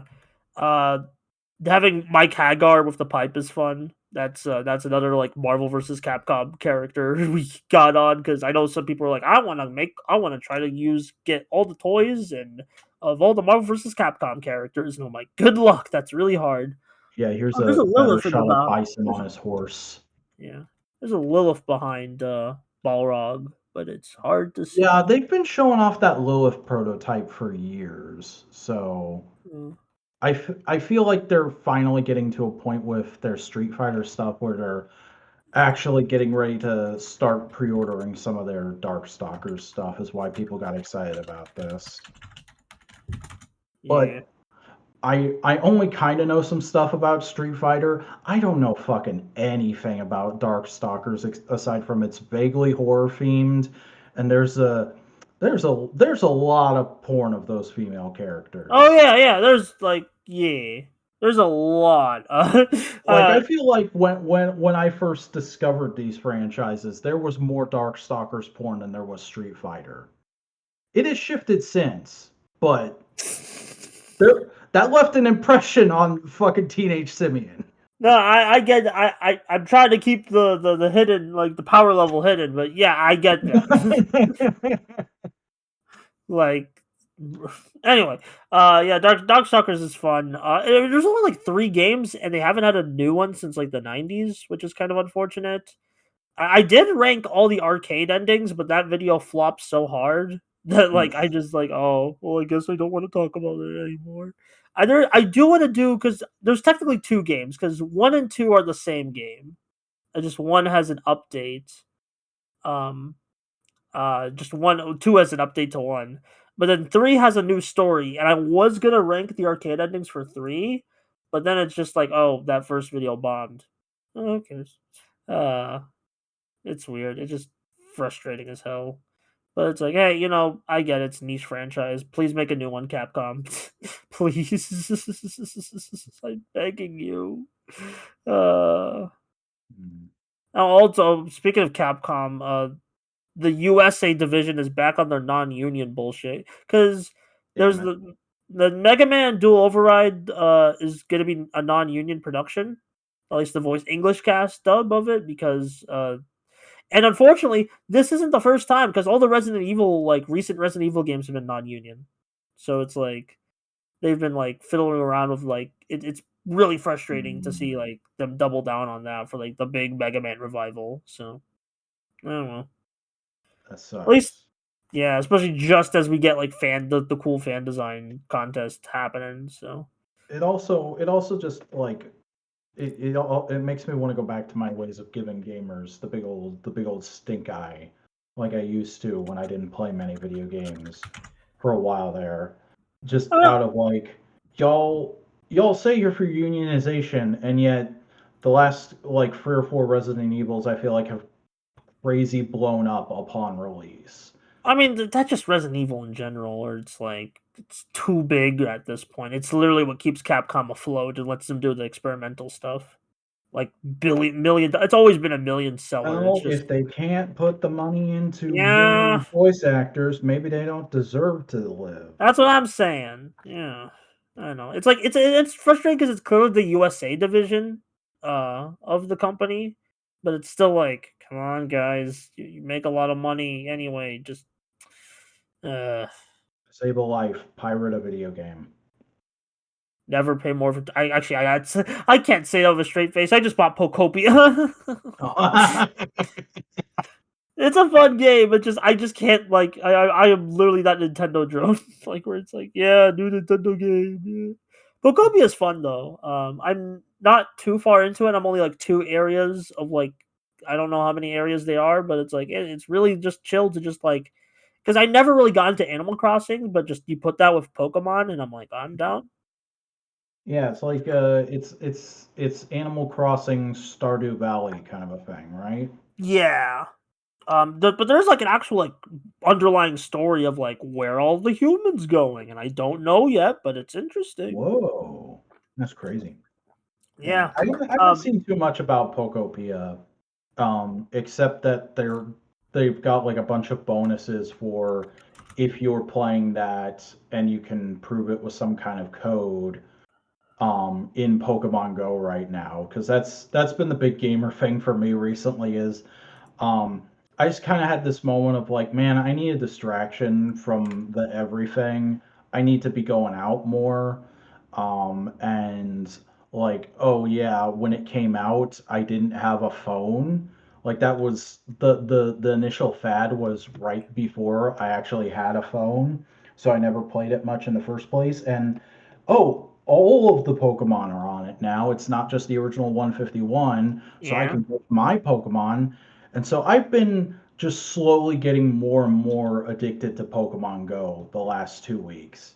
And I don't think I'm like the only person, maybe I'm the only person who's getting addicted right now, but it does seem to actually still have a very active player I base. saw people at work playing it. I saw like just a customer at work like fiddling around with it. So Yeah, there's two gyms actually on the property I live slash work on, and twice I have conquered them and then been kicked off in the last yeah. week.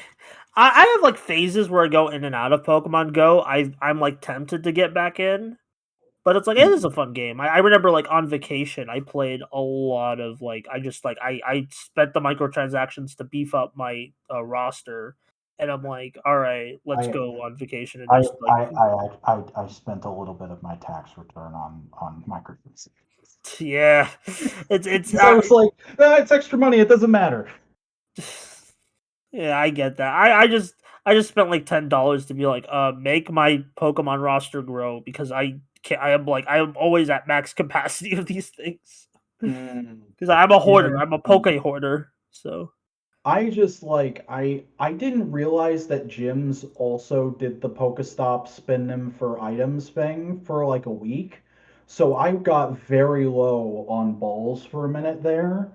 And I was like, well, let's just spend the money to get like a bunch of in-game currency, and then I'll buy some balls and poffins, and I won't have to worry about running out for a while.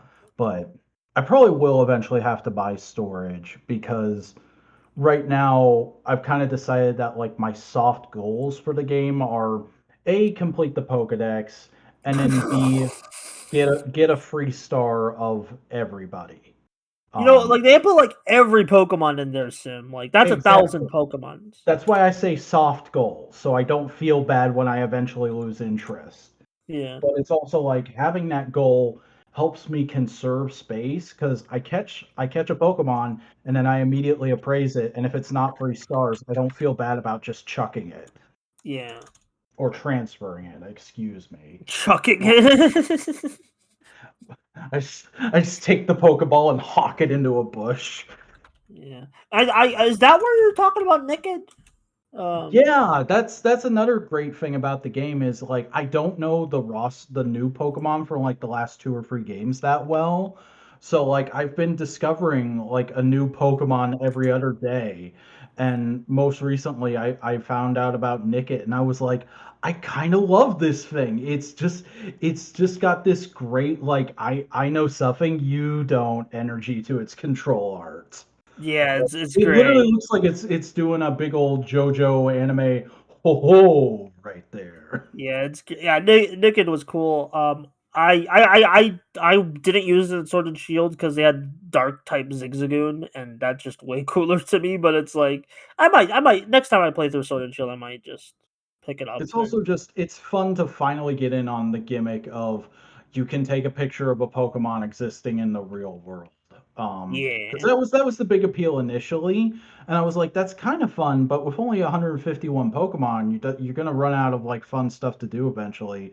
But now that they've got every Pokemon in the game, it's like you can do practically anything you want. Like I was out at the park the other day, and I got this great picture of a Wurmple standing across the river from the observation tower. Or like here's here's a Wooloo over by a baseball field. Yeah, Um, Wooloo. though by far my favorite is 151, but it's just because fucking Hitmonlee squaring up in the parking lot. Yeah, with you. Your big shadow. It's great. Hitmonchan is great. I was just thinking, like, man, Hitmonchan, Hitmonlee, and Hitmontop. Those are probably some of my favorite fighting types. Like, I don't think they get talked about as much as they should do, I've especially because never they're. been super into them just because they're weirdly human looking. Like they feel more Digimon than Pokemon to me. But like I don't hate them. Like I've got a Freestar Hitmon top that's been carrying my team on and off for a while now. So Yeah, here's a cool like anime screenshot of yeah. Hitmonchan. It's like, and I it didn't really click with me until recently. That's Hitmonlee, Bruce Lee, Hitmonchan, Jackie Chan. I was like, oh, it never really Oh, clicked with me until recently. it's Just like, clearly the oh, same for me. yeah. I was just watching like because there's a Pokemon fan game called Close Combat. It's just a fighting game, and I was just watching someone play it, and they were like, and someone just like Hitmonlee, Bruce Lee, Hitmonchan, Jackie Chan. It's like, oh yeah, Mm. I guess that makes sense. Yeah. Hitmon top ramen. I mean, that's clearly that was a later edition, so that was clearly just a gimmick thing. I was just like, hey, he's spinning. He's a Beyblade. It's like the old Japanese bays. Yeah. Um But no, like for what's basically a gotcha game before gotcha was like a known genre, um, I've been really enjoying Pokemon Go. It's just like, oh, I'm not doing anything else. Instead of doom scrolling, why don't I just open it up and see what Pokemon are chilling up out around me, or if I can go spin the disc at the gym I'm closest to real quick. Yeah. I've been trying to find more like I was gonna do scripting like that, like instead of like scrolling, like the doom scrolling, but just like I just haven't had like ideas, and the my most recent video got delayed because I miscalculated when a show would end. So hmm yeah, With writing for me, it really is my mind's got to be in the right place. There's got to be something I really want to talk about, and I've got to have like very little else going on that could even like mentally distract me. That's yeah, why you I gotta usually focus. I'll get up first thing in the morning, have breakfast, and then start a script, and then just try not to get up from the computer until I'm done with it. You gotta do like all in one. Yeah, usually like I'll do a first draft, and then like a day or two later, I'll come back and do the Mm. revisions in a similar manner. Ooh, I'm just looking at like Big Bad Toy Store One Piece stuff. I didn't know they were doing anime heroes for a very like a. I mean, does everyone know about the Luffy's final form at this point? I don't know. The Probably. Oh, dude, I was at a fucking I told you about it off mic, I think, but I was at a work thing a couple days ago, and my boss and one of my coworkers started talking about One Piece because of the new season. And I mm. had like an out of body experience because I did not think they were guys who would know or care at all about One Dude, like Piece. I went to go see Hoppers and like at my job just because it's like I can see free movies. And I was like the waiter there said, "Oh, cool, One Piece," because I had a little Luffy thing on my phone. So it's just, I mean, it's basically like the current like it's as big as Dragon Ball at this point, and I'd argue the live action helped with that. The Straw Hat Pirates are literal vermin in our society. Okay, Marine. All right, yeah, but this is anyway. I'm just gonna post it. Yeah, they do like because Oh yeah, and this is I've based. seen this. I've seen this. So people have seen this. Yeah, a lot of people. It's you don't need to know the as long as you don't know the context. I think it's fair to show the design. Anyway, yeah, this Luffy's final form is getting like a anime heroes like Bandai Namco figure on the USA, which is kind of like a very interesting thing that Bandai's been doing, where it's like here are more Marvel Legends style anime figures for like various animes like Jujutsu Kaisen, One Piece, Naruto, instead of like the like I guess it's just supposed to be like more domestic options if you don't want to spend Mhm. like $80 on an SH figure art. Yeah. Are all his forms just called gear something? Yeah, gear and a number depending on like how later it is. So that's gear 5. Thank God we never got a Zenkaiger crossover. I mean, it's both for Toei. Both for Toei. Just thinking about Zenkaiger the other day. It's a good It's show. a good show. Good show. Yeah. Like, it's weird because I've seen people be like, I mean, I think most people like Zenkaiger, but they always got those like weirdo like this happens with every toku where it's like most people like a show, but then you have those like parasites, dare I say, who like are just like, I don't like this. I don't, they're just the one loud guy who doesn't like anything about it, and I'm like, shut up. It's like, Hmm. Like how I used to be with Ghost. yeah, just I mean, not I even still like hate Ghost, but I don't make you've it calmed like I down don't make way. it a loud aspect of my personality anymore. Yeah, like man, there's like a time in Toku fans where just like hating a show was a personality, and I'm like, what? That was dumb. Why did we allow that?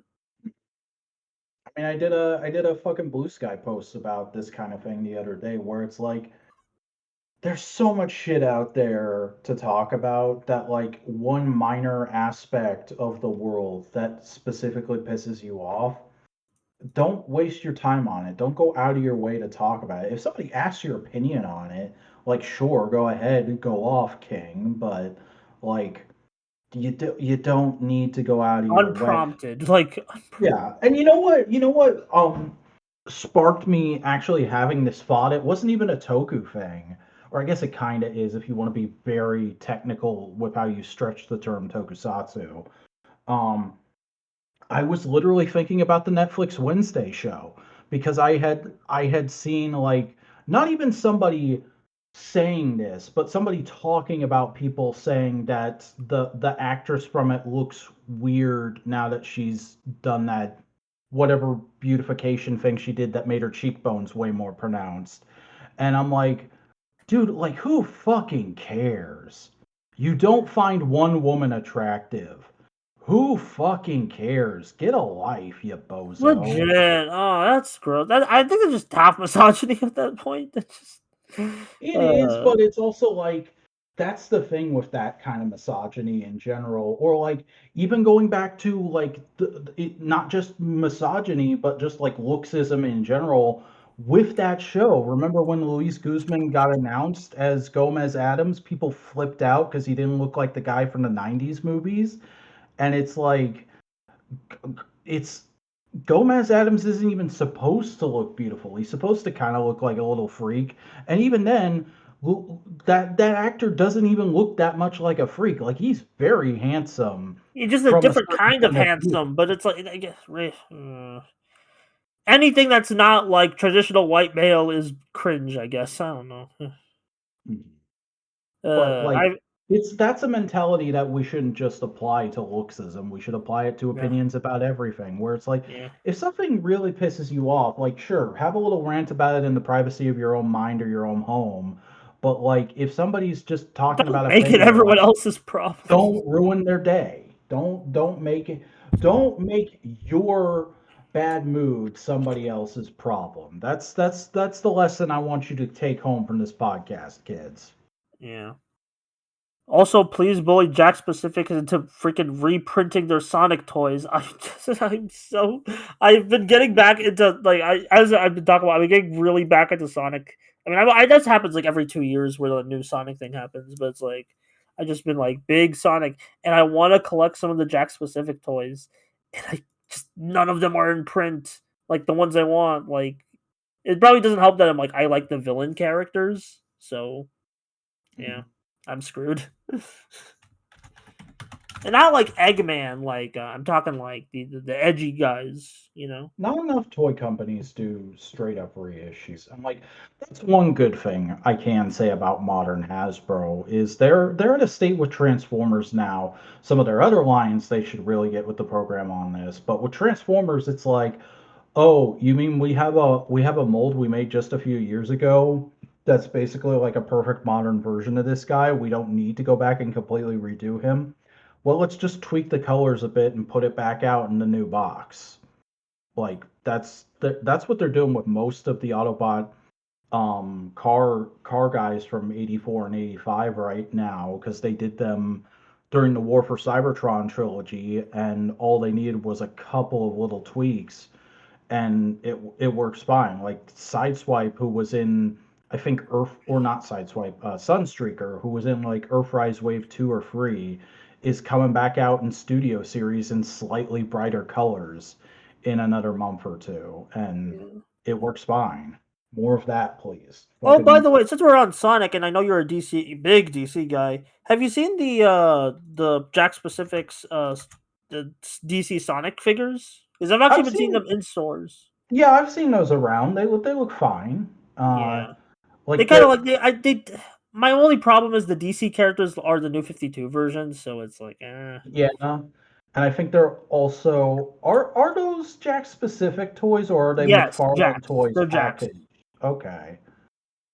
The Jax molds. Maybe there's McFarlane isms, but from what I understand, these are Jax's toys. Okay, because I haven't ever messed with many Jack specific toys, so I might be tempted to give like that John Stewart a shot. Yeah, the Uh, John Stewart is probably the best looking one. Just of yeah. like of the DC figures. But I didn't read the comic because it was obviously more based in like game lore that I didn't know. So I was I I was mean, just I was just kind of like meh.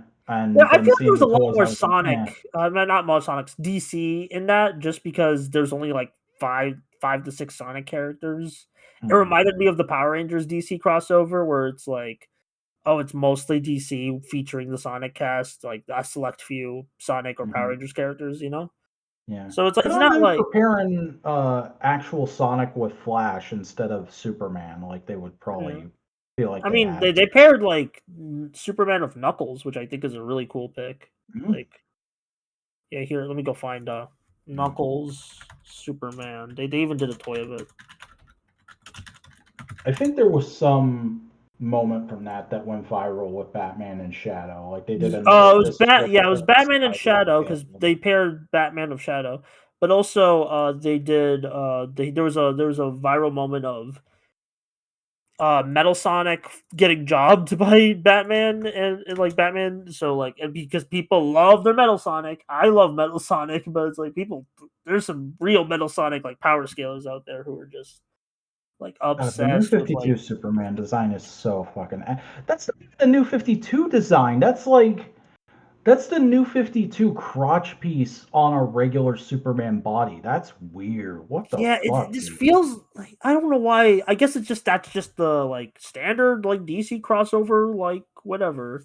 That's Uh, probably just still what they have on file as their evergreen designs because they made such a push for the new 52 back when. yeah. Um, like I remember the fucking uh the new 52 designs were on like Kansas SpaghettiOs and shit for a minute there. Yeah. It's freaking yeah. Here's like a variant cover of like the Metal Sonic stuff. That Batman doesn't even look like he's from the same comic as that Metal Sonic. I mean, like there's very distinctive ways they draw the Sonic characters in these Mhm. comics in the IDW comics. I do generally like the IDW comics a lot of Sonic. They're if you okay, you know what? I was gonna wait until like a very specific moment, but I don't think this would be a good pick for AF. I was considering recommending a Sonic comic for AF at one point. Hmm. It was going to be a 4 issue thing, but I was like, I feel like I kind of decided against it because I feel like this is while it is a great standalone story, it is very like it would it's basically just an excuse for me to yap about Sonic, and I'm like, I feel like you guys would be kind of lost. Um, it's still a good standalone story, but like, there's like little like lore implications of like, oh, they're following up on that thing and that thing. It was gonna be a 4 issue IDW miniseries called Scrapnik Island, uh, I've never heard which of that. it's not written by the main guy who does like Ian Flynn and the Sonic lore team who does the IDW comics. It's written by Daniel Barnes, who I follow on Bluesky. Well, I keep forgetting he's like an actual comic book writer at times. Where it's like because I really just know him as a social media personality. He's like, oh yeah, he writes comics. I have Uh, that too. I'm like Seb Wells and Ben Percy, my Blue Sky friends, and then Wednesday will come around and they'll be like, I have a new book out, go buy it, and I'll be like, yeah, oh shit, that's right. and I've kind of been Simeon, starting to get Simeon, that that's Cody. parasocial way of Cody Ziegler because I started following him. So Yeah, Cody Ziegler's pretty good on Bluesky. yeah. But yeah, Scrapnik Island. This is basically a sequel to the original Sonic Genesis games, and like following up on like the robot stuff from there. And I love the Sonic robot stuff. And I like there was a part of me that was like, I should recommend this for AF to get a Sonic thing on there. But then I kind of Well, like toiled and turned, and then I'm like, this is kind of like yeah, Cody might enjoy it, but I I was don't think gonna everyone say else. if it's about robots, at least Cody would have a good time. Yeah, I know like Cody would enjoy it, and but like I think I would, and also just it's only 4 issues, and that's kind of like I mean yeah, like it's good to have shorter things for AF, but I don't know how big of a discussion it would be. I would probably like pair it as a bonus with a different Sonic comic at that point. Um, I I don't will know. say, I guess I can tease this now since we're on the topic. My next AF pick will be a comic, and it will be a big comic. Okay, interesting. I'll be locked in for that. I've been wanting to do more comics on AF. I think the last one I did was what was the last one I did? I think it was Scuba Shag, oddly enough. No, I remember the last one I did. It was the lost episode that happened because of things I don't want to get into. Oh, that's a shame. It happens. Yeah, that was, I remember I tried to get a web comic on the show, but then shit happened, and I didn't feel comfortable talking about it out loud in my house. That's all. Anyway, I'm looking at the AF list. Okay, I did the movie. I did last the movie, then Red versus Blue, then Berserk. I mean, Berserk's kind of a comic. I talked about a comic, but that was mostly just anime. And then I Yeah, we did, did we did the anime. I didn't think about the comic at all. yeah, yeah. I've mostly just been doing anime and movies recently. Uh, That has kind of been the podcast for the last year, I feel like. yeah, that's probably good that like you put through in Twilight Zone as a curveball, and Yeah, I remember when when Boingo said, let's do something a little different. Let's do an anime." I almost was like, "Didn't we just do an anime like 2 episodes ago?" actually no, we it was movies. We've been doing Yeah, mostly movies, like just and like because the people last got anime we did busy, was and that's Record of Lotus War 7 months ago. So oh my God, Records of Lodoss War. yeah, Oh, yeah. that's why I thought that. No, it wasn't. Didn't we just do an anime? It was didn't Boingo just pick an anime? I mean, hey, there's a lot of cool anime that I also have on the back pocket that I want to like spurge on you sometime. I've got a few anime as well. So like, I think unless I change my mind, all my picks for this year are locked in, and none of them Yeah. are anime. I don't really like. I need to figure out like I need to like time it with like the months or like stuff happening Yeah, I was because trying to do that last year, but then like I got super hung up on it, and I think I expressed that at one point in a call, and Cody was just like, I don't think you have to, and I was like, yeah, you really okay. don't like. I mean, Um, unless it's like Christmas or like October, but that's like Yeah. And so my substitution for that this year is just like, I think I'm going to try and do a theme every year where it's like, this year I'm doing very seminal pieces of media, like big Titanic things that I think we maybe should have gotten to a while ago, but it's still fun to talk about it now. I That's why I was picked like, there was Twilight a part of Zone, me and that that's why, wanted to do AF themes. Like, it's just like it'll be the year of blank on my picks, but I'm like, I have too much varying taste, and it's like that would get kind of like even if there is like 3 months of like other stuff, it's like that would get kind of dull like quick. I don't know, but like I do appreciate yeah. you going for like I you that theme is very broad, so it works out anyways. So Mhm.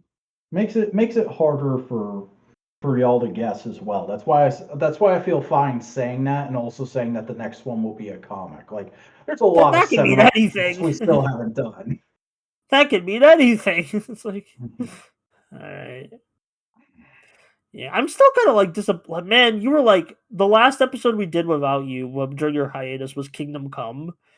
Like it was like, God damn, that would have been Yeah, a really good discussion with Sim. Like, I mean, I think we still had a really good discussion, but it's like, damn, it's like, I uh, have those moments sometimes where I'll be like, I'd really like to talk about this thing with the guys, and then I'll go look it up, and I'm like, oh, we did an episode, but it was before Buster and Cody joined. Like I literally had a moment the other day where I was like, I haven't watched Galaxy Quest in forever. It would be fun to watch that and then do an episode on it. Turns out we did Galaxy Quest like right before you joined. Yeah, yeah. I'm looking at the playlist right now, and it's like, yeah. You guys did Flashpoint Paradox. God damn, that. I have Yeah, a weird we history of did that the movie. movie. Yeah, I have a Um, weird history of that movie. the movie is slightly better than the comic, but I still think that story in general is ass. Yeah, it's. I mean, it's kind of a miracle you like the Flash movie more than the Flashpoint Paradox. Like, because It's almost like I just don't like Jeff Johns. yeah, I mean I nobody like does at this point. Jeff Johns is like a fucking Stan Lee, where I think he has great ideas, but his execution sucks ass. And also him as a person is just. I mean, I don't know like much about him as a person, to be honest. I heard he was like a big. Like I know we're big Snyder haters, but I heard he was a big part in like harassing Ray, the cyborg actor for those movies. Uh, Oh, so and that's why he's kind of been like on the down low as of recent. Uh, well, good. yeah, because not optimal. It's not optimal. Mhm. Oh, He's finally they also, performed Golden at the Oscars. Oh, okay. That's all literally that's literally all I cared about. I was like, oh, when did they do the K-pop oh Demon boy, Hunters? they performed Golden at a big public event for like the 20th fucking time. How Yeah. exciting. Yeah, true. I mean, there are other songs in that movie that I like better. I Golden like is the like my final. least favorite song from the I movie, think to it's be honest. supposed to be your least favorite song in the movie because that's kind of like in the context of the movie. That's kind of supposed to be like oh, this is our big pre-prepared like new era, and it's like well, like it's kind of like a more generic than the It other has to songs be in the movie. recontextualized like 3 different times in the movie. Yeah, and it's like and it's literally like I think the final song is the best one. Well, like that because it's supposed to be the best one because it's like yeah, this is what it's like you know. I also just like the moment in the movie just kind of like hits a lot of tropes I like in like kind of like pop final battles and shit. So Fair. I also just think like how it's done is a much better like promotional song for the band yeah, I in mean the that was the first movie. song in the movie they played in the movie and it Oh was yeah, great. it like perfectly introduces and it hypes you up to see more of them.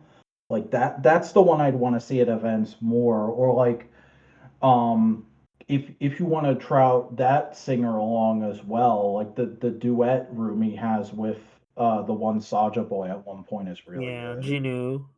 Yeah, And of course, the fucking Soda Pop is a bop. Like yeah, I but I think it's like legitimate the main. Soda Pop is the one song from the movie that I have gone back to and listened to on its own a couple times because it's just And a I didn't know fun little Simeon was tune. a boy band. Nah, it's fine. If it doesn't really matter like genres or vibes, it's just like if a song's catchy to me, I'll get into it for a Yeah, bit. I know. I guess I got there's the soul sucking one. So I don't know. Yeah, but I am. Yeah. Man, you know, like some part of me is like, why even like movies? And then next year is like, oh yeah, next year there's gonna be a new Superman, a new Batman, a new Sonic, and a new Spider Man. It's like, yeah, you know what? Maybe movies are worth it. Spider-Man is this year. No, the animated one. If Oh, they, okay.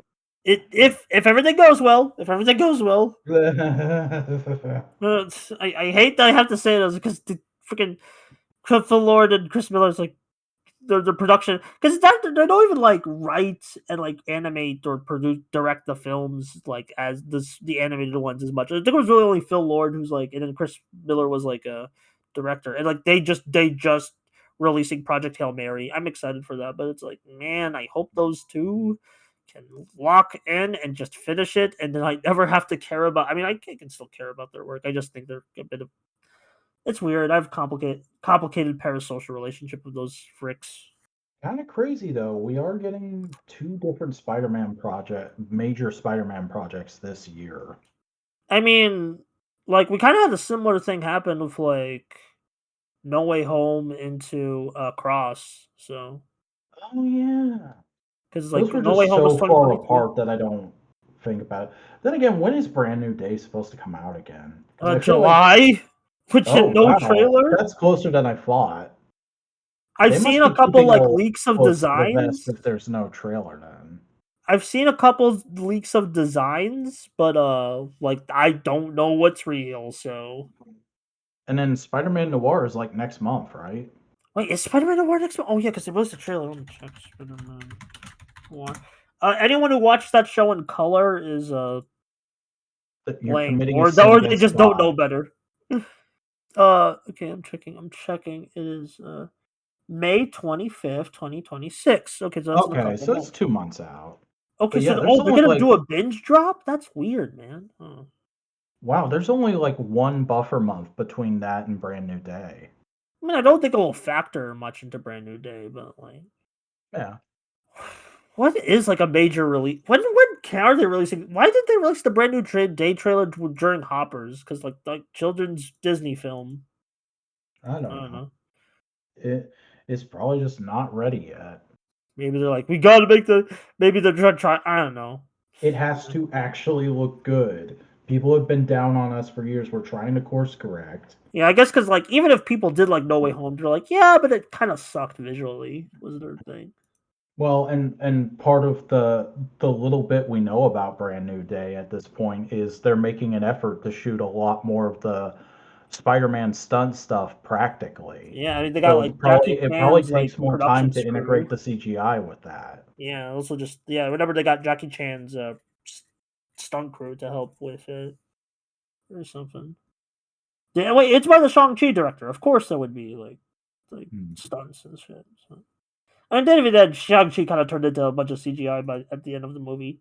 It's also weird how I like Shang-Chi, even though I don't really like the main two actors. Like that's Really?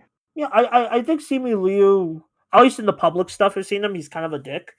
And then like Aquafina, there's the whole like appropriating AAVE. I think I said that wrong, but like like the basically a black scent with her. Okay. I have no idea what you're talking about. I knew Aquafina was a name, but I've really only seen those two in that movie. Yeah. I mean, honestly, that's a good impression. If that, like, just keep it that way. Yeah. I know. Yeah. I mean, like, there's like things I want to see that have Simu Liu in them. Like, there was a like what's it called? Like a sitcom that he was in. Like I saw on Netflix, and I'm like, I might check that out at some Ken's point. Convenience? Yeah, it's like that one, the convenience one. Yeah, Yeah, my just like mom used to really like that show. I never sat down and watched it with her, but it looked okay from the little bit I saw. I know. So there's something about just the premise and just the vibe. Like, I might check that out at some point. Uh, but yeah, and I like Aquafina, even in stuff like the bad guys, which I like. She's one of the weaker parts of it, or like she does fine. It's just I just don't really. I know. She's one of the weaker aspects compared to like all the other actors. Hmm. I don't know. Did you ever get around to seeing the bad guys or bad guys too? No, I'm not even sure if it's on my movies to watch list. Let me check that real quick. I mean, like, it's not like I'm not sure. They're pretty kids film, but it's like they're good. They're fine enough. It's just like my friend really likes those films, so I kind of like always at gunpoint to like I always remember remember. when the second one dropped, people were really hype about it, and I had to ask you, like, is this a thing? Did I miss the first one? Yeah, I mean, like the first one was like during COVID, and then so like there was like it was mostly a streaming hit, and so the second one like there's also one of those like things where it's like it's a good film, but then it didn't make as much money as people would like to see a film make. So it All right, happens again. it was not on my movies to watch list, but I did just add it. Yeah, it's pretty like if you like Lupin, it's pretty chill, but like it's like very like Lupin vibes or like I the like that heist. one Lupin movie Boingo made me watch. Was that the castle one with? I think so, yeah. Yeah, that's the famous one. Yeah. I know I know Ultimate Lupin from Kamen Rider Drive. Oh yeah, I love the Kamen Rider Lupin suit. It's so good. It's very wacky. It's a nice break from the more like grounded car themed Iron Man armors of that I mean, show. if you're gonna do any kind of like wacky design with a Kamen Rider, I think Lupin, like a Kamen Rider Lupin, would be probably like the one to go with. He Damn, does look remember like when? with the jewels and everything, he does look like he'd be more at home in Wizard, but he's not a bad design. Yeah, that might be a retool of like a White Wizard thing. Now that I think about it, I could be completely wrong. It just that's what it looks like to me. I was gonna say, just got me on a comment Reddit kick right now. Um, there's a I'm comment I excited think that on. Tachibana-san is getting work again. Oh He's yeah, on the Zets. actor for his third Kamen Rider role. His third Kamen Rider role. What was his second? Uh, Forze. Oh, okay. He was Zodiarts in Forze. Uh, If I say what Zodiarts, it's kind of like a spoiler to what the twist with it is, but so I'll keep it like yeah, all right then. Well, no. yeah. But He's yeah, a no, Tachibana is like my favorite character in Blade, so that did get me excited when I saw that news, even though I don't love that suit. it's more like compared to like the other suits, it's more wackier. I think. Hmm. Just it's It's just more like it's something about Zets where like the base form of Zets I feel like is still the best suit in that show, and I don't usually feel that way by this point in a Kamen Rider show. I mean it's a sleek design. Uh, here's all. I still think Kamen Rider Nox might have my favorite. Which you haven't gotten to yet. Yeah, Are here's the these all poster. different guys or are these different forms? That's a new Zets form. That's Dawn. Nox is a different form, and then that's Lord 3.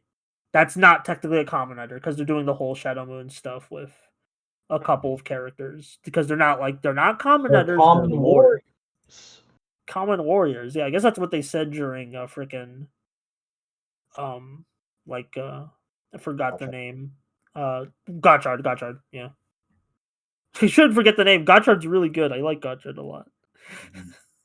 And Do they want to just finish released a Gotcha. novel, like a Gotchard novel, and apparently the way they did it was it's season 2 of Gotchard, and it's here's a select few episodes from season 2, and then here's like a whole like outline of like season 2 with like episode titles and like episode numbers and like what happens in them, and I'm like, that's crazy cool.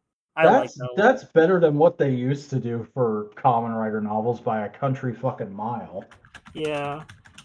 Let me go find the pictures. It's like yeah, Kamen Rider Gotchard University is what it's called. Uh Yeah, the novel acts as a fictional second season of Kamen Rider Gotchard with 5 after 50 total episodes as in each chapter, despite only yeah, like that's really sick. And they even I keep like a lot definitely of those prefer that naming. over just Toshiki Inoue doing like the most fucked up thing you can think of with characters. I mean, like here's the thing: they did a revised novel, and apparently that was basically alternate universe edge shit. So, Oh dear. um, trying to think. Uh, I heard like because I was talking with someone. I haven't read that novel yet. I think it's only now starting to get translated.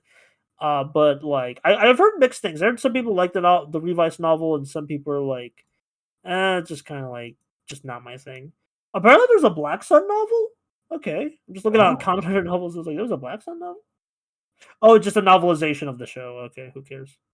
hmm. Yeah, I can just watch the show. I know there was a period where like every Kamen Rider show used to get a sequel novel, and they would all do like one really weird and fucked up thing that would make them semi-infamous.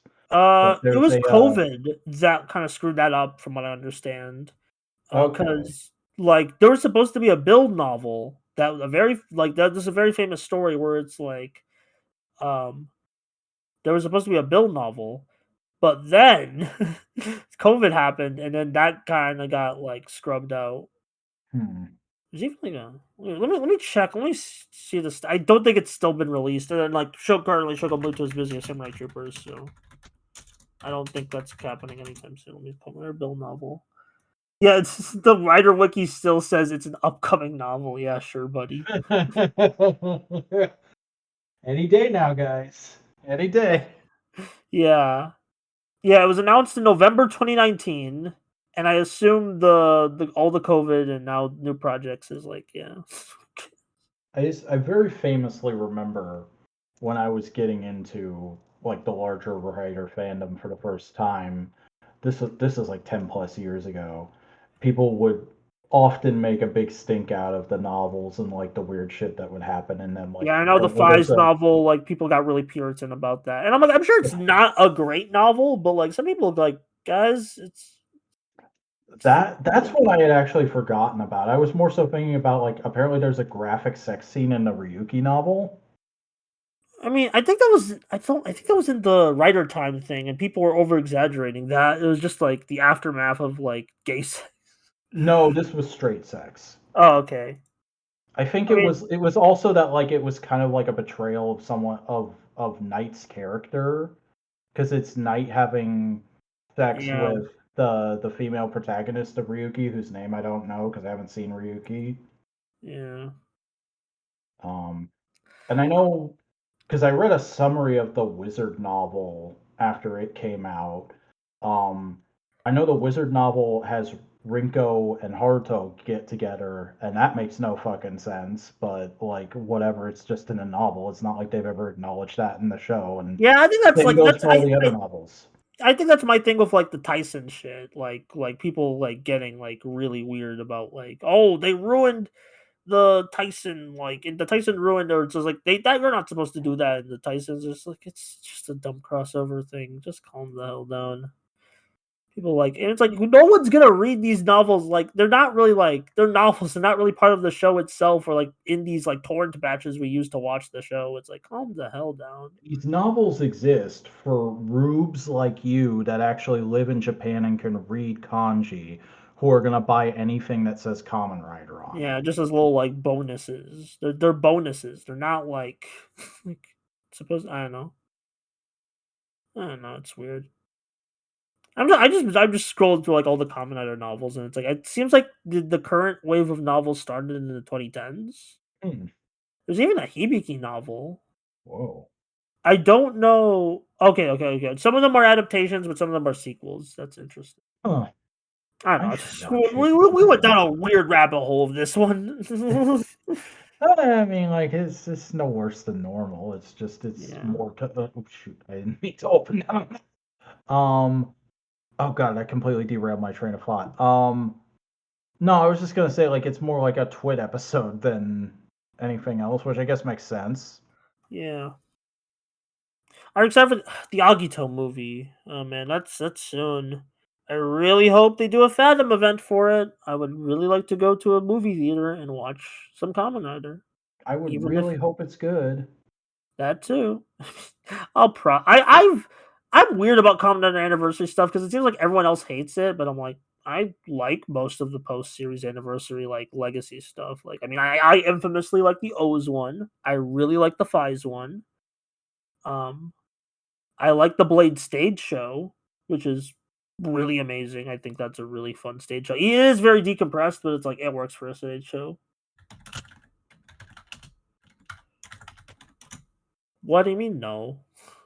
I was racking my brain for a second there, trying to think if I had seen the Blade stage show. Yeah, I think you said I think you were saying like I wanted to, and you were asking me if it was good like a while back. Oh yeah. Like that's what you said. It's like, is it good? And I'm like, yeah, I liked it.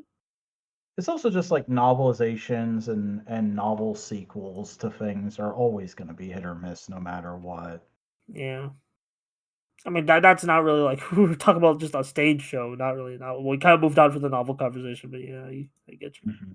Yeah, I mean, like they're didn't was it the Firefly thing they announced like an animated series for some reason? Who cares? I don't think they announced what it is at all. I think it was just like we're getting back together for something. No, For all I I think know, they're today they reading a script announced on a like I Zoom saw some people call. complaining, being like, "Oh, why would you want to watch like an animated Firefly when Outlaw Star is right there?" And I'm like, "True."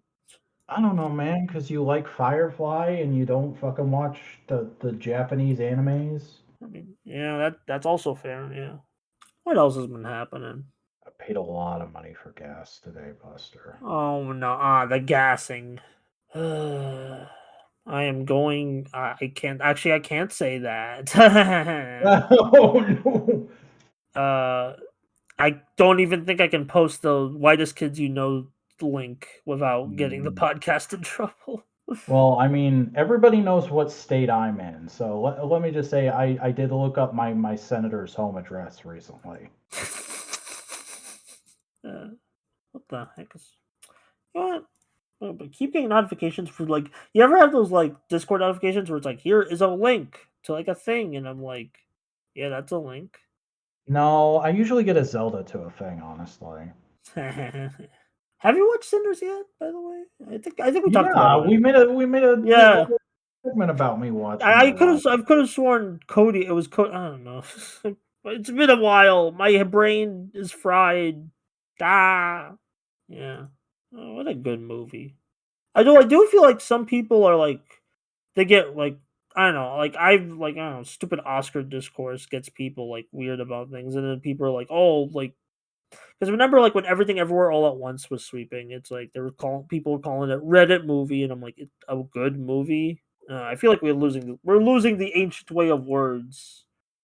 Uh, People I don't call it know. a people call things Reddit movie for just like any kind of like generic appeal it has. Yeah, it's like even like or even just like oh movie good. Oh, you must be. Is it Reddit to like good movies?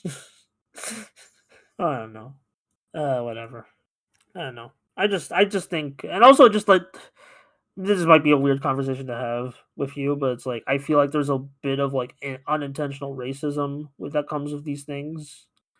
You know, like where it's like even if they don't know it, it's like oh, it's they're just there's a culture kind of difference. I mean, I know like I'm not sure if you can relate to that, but like just the vibe that comes off that. It's more just like I'm not quite sure what you mean because like I've never liked award shows, so I don't understand how like It's not even like award culture shows. would I'm just talking also like have something to do with it. movie opinions, Hmm. like even Well, outside of like award. that's going to be a thing with any media. We Yeah, always have that a little bit. I feel like yeah, where like I'm just more okay with certain things that are probably like I don't know more imperialistic about yeah, media or more like openly propagandistic because it's just like I've just grown up with that and that's what I'm used to and also like I'm white so it affects you more than it does me, yeah, which yeah. It's like I know is a problem with myself and I try to correct it where I can, but like it's that thing of like I can't help how I feel sometimes. oh yeah, 100%. Like I don't I'm not trying to. I don't know. Yeah, it's a whole thing. Yeah, I don't know. Man, I wish Boingo was here. You could have like consolidate my. He's my basically my script revisionist when it comes to this podcast at this point, where it's like he helps formulate these like vague thoughts I have into better thoughts. Do I want to end the show or? I guess we can. I guess we can wrap up. Yeah, kind of a weird place to end. We can talk a little bit more about other things before we wrap up, but like in like 10 or so minutes. I don't know what else is there you want to talk about. Let me take a drink first. Just taking the drink and not said that. Uh, Cola, by the way, not like actual alcohol. I should. I don't know. No, I think that's it. All right, plug your All stuff, right, Sim. that's the podcast, everybody. Uh, you can find more of me by going to my link tree, which is in the video description.